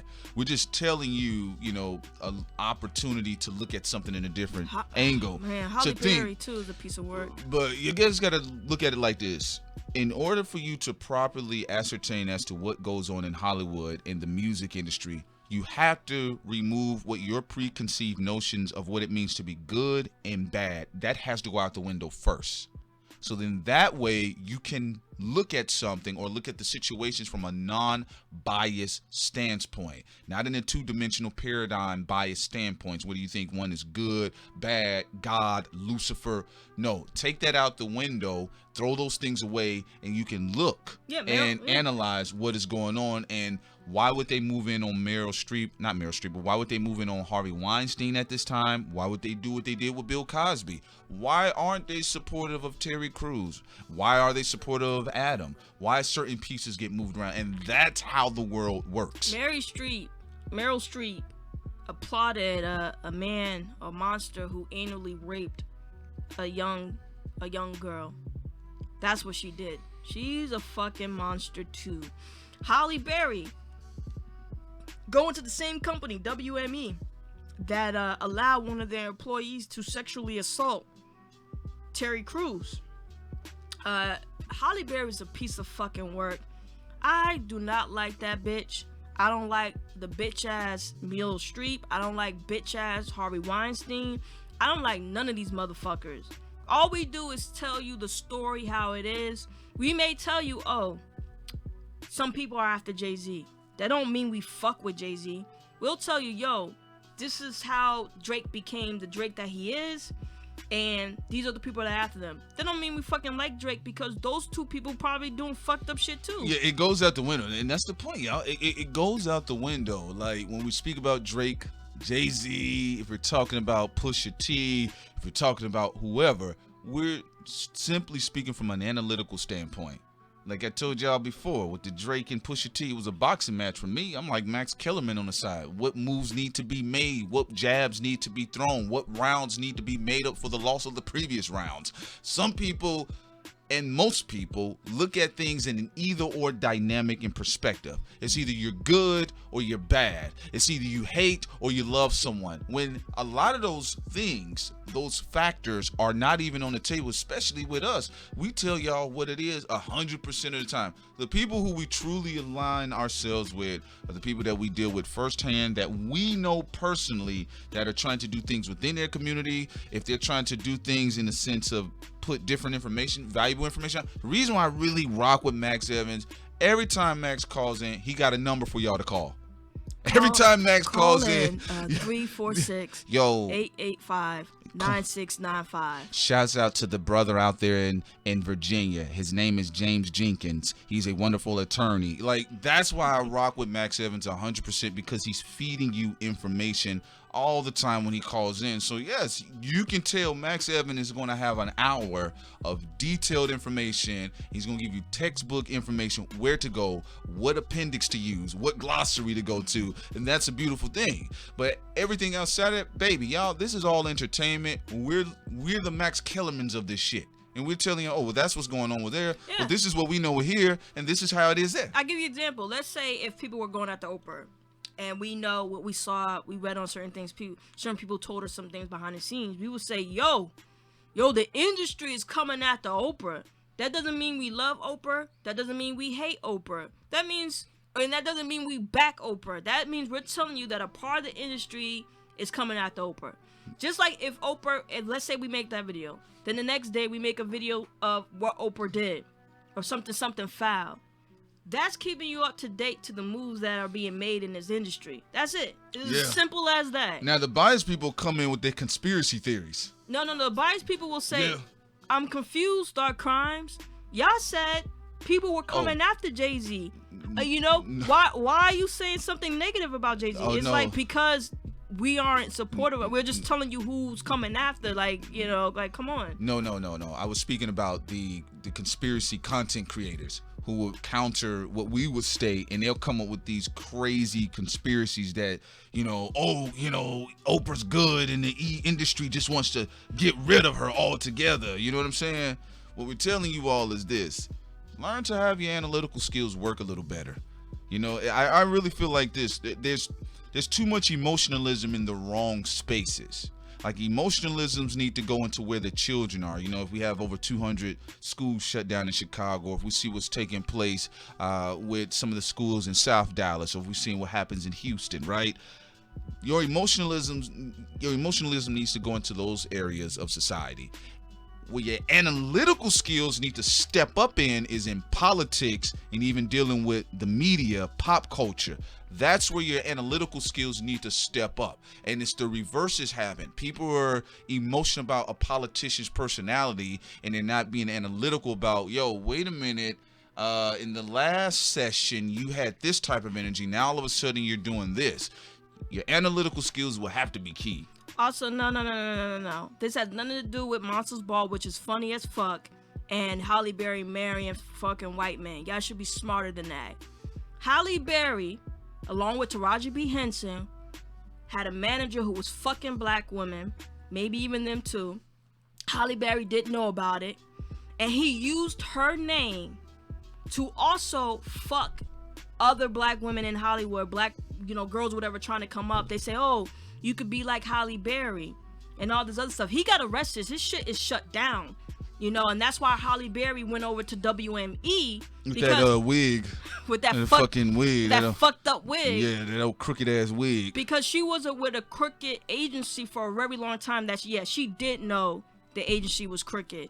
And they all know. Look, this rabbit hole goes deep. That is something. It's an article. Y'all could go read that article. I'll look it up for you right now. They all know, y'all.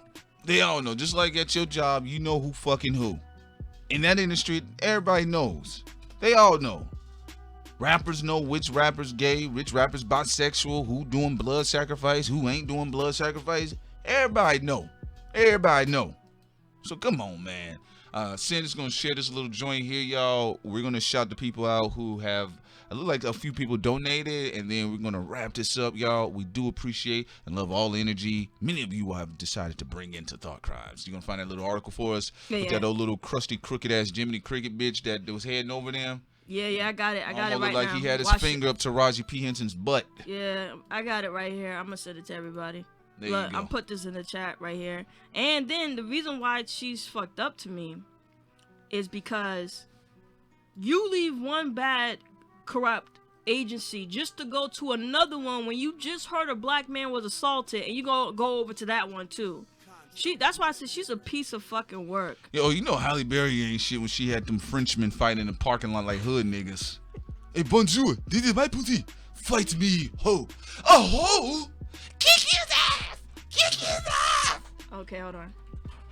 When she had that old crackhead Thor, what was his name? The one she had a baby with? Looked like a crackhead Thor, meth Thor. I know the crackhead Thor. And he was fighting a little French poodle nigga in the parking lot. Mm-hmm. I'm like, yo, Halle Berry ignorant, bro.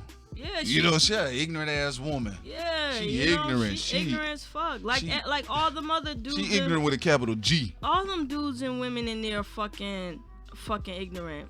You know what I'm saying? But that's what goes on in the industry, and so. Hear me sending you the link of her going over to But a lot of over to WME. Yeah, and usually many people who have that type of personality, they can relate to Halle Berry. It's like I don't relate to the shit she does. She on some other shit. I don't relate to. Oh yeah, Thank you, Colette Daniels. She said it was Aubrey versus Oliver. Yeah, they up there fighting in the parking lot. The pictures are all on the news and shit. I said, look at this shit. She in a whole nother space. The French people were the original ghetto people, though. Like, people keep forgetting that. They also the one of the big originators of the biggest import of prostitution. Yeah, but Halle Berry's still ghetto, still fucked up. She's still out of the line. What we got? You gonna share another article? Yeah, because the other one link is too long, so I'm sending them a different one. This is a Daily Mail one, just so you can get the story out. But the real one that's more in depth, that's in the description box from the Washington Post. Y'all check that one out when we're done with this. All right, y'all. Let's go ahead and we're gonna shout out the people that donated real quick. You trying to close out now? Yeah, we closing out, baby. We closing. We shutting this down. I'm enjoying this conversation. Well, we can enjoy it in the bed and watch some something. Go cook and make something. But you know me. I'm ready to go on now. I'm ready to look at people on Deadline. Look how stupid these people are. And the musical chairs between CAA and WME goes round and round. I wonder if, I don't know, this person's name is Piss. I guess that's the abuser's name. Then they're talking about, yo, congrats, Holly's so pretty. Congrats to her going to WME, who just kept a predator as an employee, Adam the bitch. Well, let's move on beyond just Halle Berry, and I want to expand something on a larger level. Look, y'all, if somebody's deemed attractive, they already getting a pass on a lot of shit. Yes, they are. So it don't matter what these people's actions are. If they look good in the face, if they smell good, if they talk good, if they got the Lucifer spirit. Wait. Maybe just the Lucifer spirit, because Russell doesn't look good. Hold on. And Russell don't nobody care can't talk. And they still was trying to defend But wait Daffy a minute. Duck No. You got to twist it. No, Go ahead. absolutely not. I disagree. You don't think people were trying to protect At one time, Russell? Looked good on paper within the culture. He was protected for a long time. See, attraction don't just work with the physical. It also works with what you bring into the table. So that's why you have a lot of ugly looking, powerful people who catch the slide or the W on the cool in the room. That's what I'm saying. Like, Weinstein was considered God to Meryl Streep and all that. Yeah, so that's what I'm saying in general when I'm talking about what is seen as attractive. We're talking about money and power is most attractive in society. Fuck everything else. There's a lot of pretty broke people walking around here, and that ain't attractive. And that good looks can only go so far in a conversation when people keep getting their phone cut off. So that doesn't matter. But when somebody looks good on paper, they got the power. They did a study not too long ago, and they were saying that the women who routinely were having the best orgasms were that of husbands and men who were very successful and accomplished. Oh, because they didn't have to worry about, both parties didn't have to worry about finances. You see what I'm saying? So attraction works beyond the physical. So, and again, we live in a society where power is most attractive of all. And also, when it comes to Hollywood, man, look, I'm gonna add your laugh into a soundbite on the soundboard. We say things for a reason, and I don't know. We don't try to jump out there too soon about everything. Some things we jumped out there from the beginning. Let's say 2 years, 5 years early, we'll say something. Some things we just sit and wait. You say something at the wrong time, people will decapitate you. Yeah, the shit that like we know, and so we be like, we man. seen that, yeah. I just people, know how we gonna move, and we don't trust none of those people. Nobody. Don't trust you. Oh, I don't give a fuck about it. I just be real with you. I don't want to chop it up with you. I don't want to. Man, y'all trust The Rock, Dwayne Wade. Man, he has such a charismatic personality. I don't know him. No, hey there, brother. I don't trust him. Sincere, you do trust me? No, I don't trust you. Rock. Hey there, sister. Yo, Open man. up a fresh can of whoop ass. Dog shit. Yo, man. Hanger wire. There's some people we may be like, yo, I like their work. They seem cool right now. You know, so far, like Lupita Nyong'o, she seemed cool. Yeah.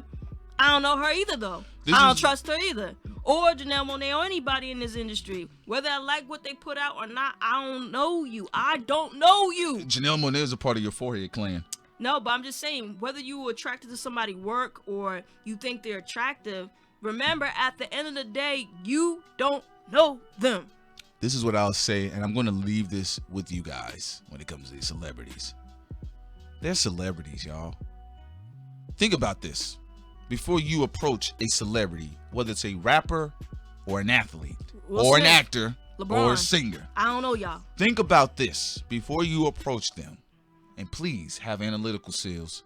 Have emotional intelligence. Don't be geeked up and ready to bust a nut right there in your little panties. Think about this. All day, every day, somebody's telling this person that they're great. They're the best thing cooking. They're hot. They're beautiful. They're intelligent. Oh, what you're doing is so revolutionary. What you're doing is so unique. Think about that. Some of us, people fan a few compliments to us. Shit, we on sky high cloud 9 for a whole week. These people get this every day, every minute of their life.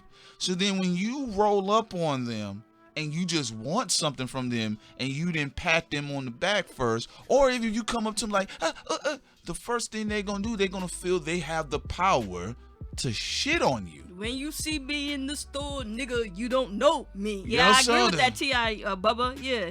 Well, did you don't see know them? me? Yeah, but T.I. said the same thing. We saw how he turned up. We saw what Juvenile did. Juve. He yelling at first. I'm like, whoa, man, come on, You're Juve. making something clear. It's not nothing against LeBron or Will Smith or The Rock or Janelle or whatever. Those people could be good people. But the whole point is, I don't fucking know them. The thing is, you I gotta don't know fall them. back. I Just don't know fall back. We don't know these folks like that. You know what? You may have some folks. I'm gonna tell y'all firsthand. Y'all gonna have people. If you're in a space, you may have people come out and say, "Yo, y'all, I like y'all shit. All right, we cool. That's fine. We ain't gotta announce who you are publicly. We keep it pushing, and we tell people for what it is. But that's all it is. They celebrities. Some they people rappers. can have bodies on them. You don't know. they celebrities. That's it. They other people who are just known. Man, there was certain people going to that Jeffrey Epstein Island that people would be surprised about. That's what I'm saying. Like, Hey there, brother. I'm not saying it was The Rock because you say Hey there, brother. Hey there, brother. I ain't You know saying what? And here's the thing about I'm it, just too. saying we don't know these people. We don't know these people. You know, when I used to be at jobs, y'all, like on certain jobs, whether it's a white guy, whether it's a Hispanic or a white Latino, I would chop it up with them. I would talk with them. If we talk about our managers, if we talked about, our schedule changes, I left it there. Emotionally, intellectually, I left it there. The minute they start talking about politics, I said, I don't want to hear your politics because I'm sure we disagree. And this is not the space for that. So with these celebrities, some of y'all need to keep them in the space of their art. Because when you celebrate them beyond their art, and then you hear how they think politically, what they feel emotionally, then you get tight about it because you have put them beyond their art. And that's why I keep folks. Look, there's certain people, when they start talking their politics, I don't want to hear their politics. I'm gonna move around. I say, hey, it is what it is. But when I find something that they're doing to further that and it's atrocious, then I was like, I gotta disconnect. So the people that I've cut off, like I told Sin knows me, I don't listen to shit about R. Kelly. I don't want to hear nothing about it. I know what he does. We know what he does. There's people I know firsthand who he's done things to their sister, their little sister. All right. He's weird. But everybody else, y'all ready to cancel motherfucker because they husband white, they wife white. What the fuck that got to do with you though as a human being? Well, I'm just saying, man. Some people don't even It's know because you believe 100% in this goddamn celebrity who has a publicist, who has a marketing firm behind them, who has billboards. That's your fault. Sit on that L. Man, people don't even know their own fucking husbands and shit. Like, people forget about Dennis Rader. Dennis Rader was a serial killer that everybody in the community thought was a great man. His husband and his kids didn't even know of who and what he was. I mean, he was raping women, he was raping men, he was killing people, all that. Call him, I think, the BTK killer, right? So he was just wrecking, causing mayhem everywhere. And everybody who when he got caught, everybody was like, oh my God, I cannot believe Dennis? Not Dennis. Dennis can't be a killer. Ted Bundy. I know Dennis. Dennis used to hand me my newspaper in the morning every day. That don't mean nothing. That don't mean shit. That's what I said. You guys go check out some of those books on sales. Yes, please go check out the book Pimp. Like, don't check it out from some corny ass Snoop Dogg shit. I'm like, yeah, you know that. No, man, I'm telling you, I watched the documentary of Pimp, and it was on Iceberg Slim, right? I read most of his books growing up. The fucking documentary with the goddamn bitch ass celebrities in the damn video was such a disservice. You got Ice-T, who wasn't a pimp. Yeah, so it's like this, man. When I saw the game, man, I said, man. Everybody knows Ice-T had one woman that he was trying to trick on the block, and it was his girlfriend. All right?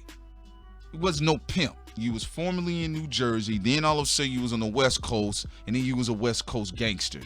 Celebrity, you're a rapper, which is why the gangs and the gang members were hustling your ass at the time. But what I'm saying about Iceberg Slim, in his books, which the fucking culture did a disservice, he told you about the human psychology. He told you about the cracking points of a man and the cracking points of a woman, right? But the public was just fascinated with the look and the appeal and all this type of stuff. What we're saying is this. The Ken and Barbie kills was some fucked up shit. Man. But what I'm saying is this, is that you're right about the Ken and Barbie killers, because they got off on... Just because of their looks. Just because of their looks. And that's what the whole selling point is with everybody when these celebrities.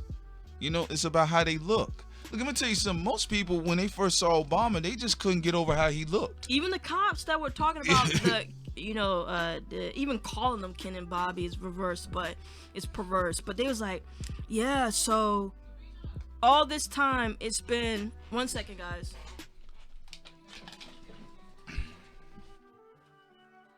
Yeah, so look, here's the thing about it. You had when it comes to these looks, when it comes to how people are seen, because look, a lot of people walk in open books. Everything is at face value. And remember, one of the things in sales, this happened a while back. One of the things in sales that became prominent, which is what the companies push off of sin, is always keeps the customer dissatisfied. Keep them coming back for more. Upsell them. That's what they do in this culture. So people are upsold on images. All right, you don't want Tupac, we're gonna give you a 50 cent. All right, you want to go back to the Ken and Barbie story? Go ahead. Yeah, real quick, I was just gonna say, like, the police department, they were still somewhat infatuated about who they thought these people were. They just couldn't get that they were disgusting human beings. I just don't understand. I mean, they're so good attractive. Looking. They're married couple. They have everything smart. They have everything going for them. I mean, I can't believe that they would do something like this, and that's the problem. Yeah, people don't understand that. It's like when we have both men and women, because I know a lot of people.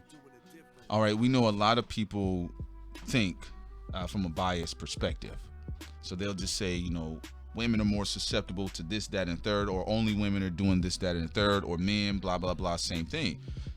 People by nature are stuck on looks, because it also goes back into evolution and what they perceive as wholesome, because like you right, said, it's not just look, it's the fact they thought they were a wholesome couple. It goes back to looks. It's like if you look at certain tribal leaders in certain civilizations and certain tribes just in general, a lot of times you'll see the guys will be imposing. We saw the first king of Hawaii was a tall, imposing individual that they christened him to be chief. If you look at most chiefs and how they present themselves as well.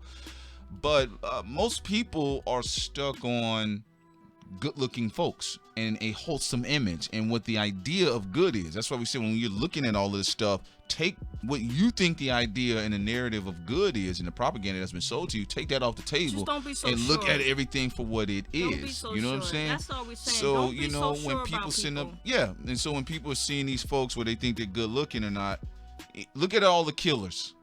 Every time they're talking about the killers, the first thing they say is if they were attractive, but they were, attractive. I can't believe it. So anyway, that's what we're saying on this one. Much more respect to Terry Crews and what he was able to do. Shouts out to the people who did donate to us. Shouts out to Arian Sibley, Marvin Escott, and Ms. Liz Martin. We do appreciate you so much. Gonna give you a Pimp C shout out. Support us. And the last thing we'll say before we close out is just don't be so sure. Like, this is not your mama. This isn't your brother. This isn't your cousin. Why are you so sure? You don't know these people. You don't know us. You don't know none of these people. For you to be so sure, why are you so sure? Why are you so sure of a LeBron or fucking Brad Pitt or I don't know, Jason Kidd or Steve Nash? Goddamn, or you mentioned Jason Kidd, Steve Nash. You going in past. I'm just saying. You going in time. Or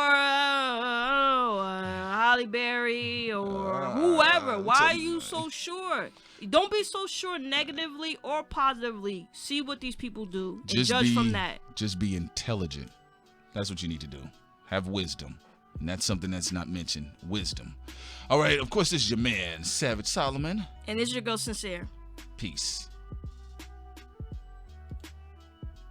Everybody want to be a nigga, but nobody want to be a nigga. How about that question? What business are you in? I make my bread and butter. I'm pushing. What business are you in? I make my bread and butter. I'm pushing. I'm pushing. I'm pushing. pushing. What business are you in? Oh, I make my bread and butter.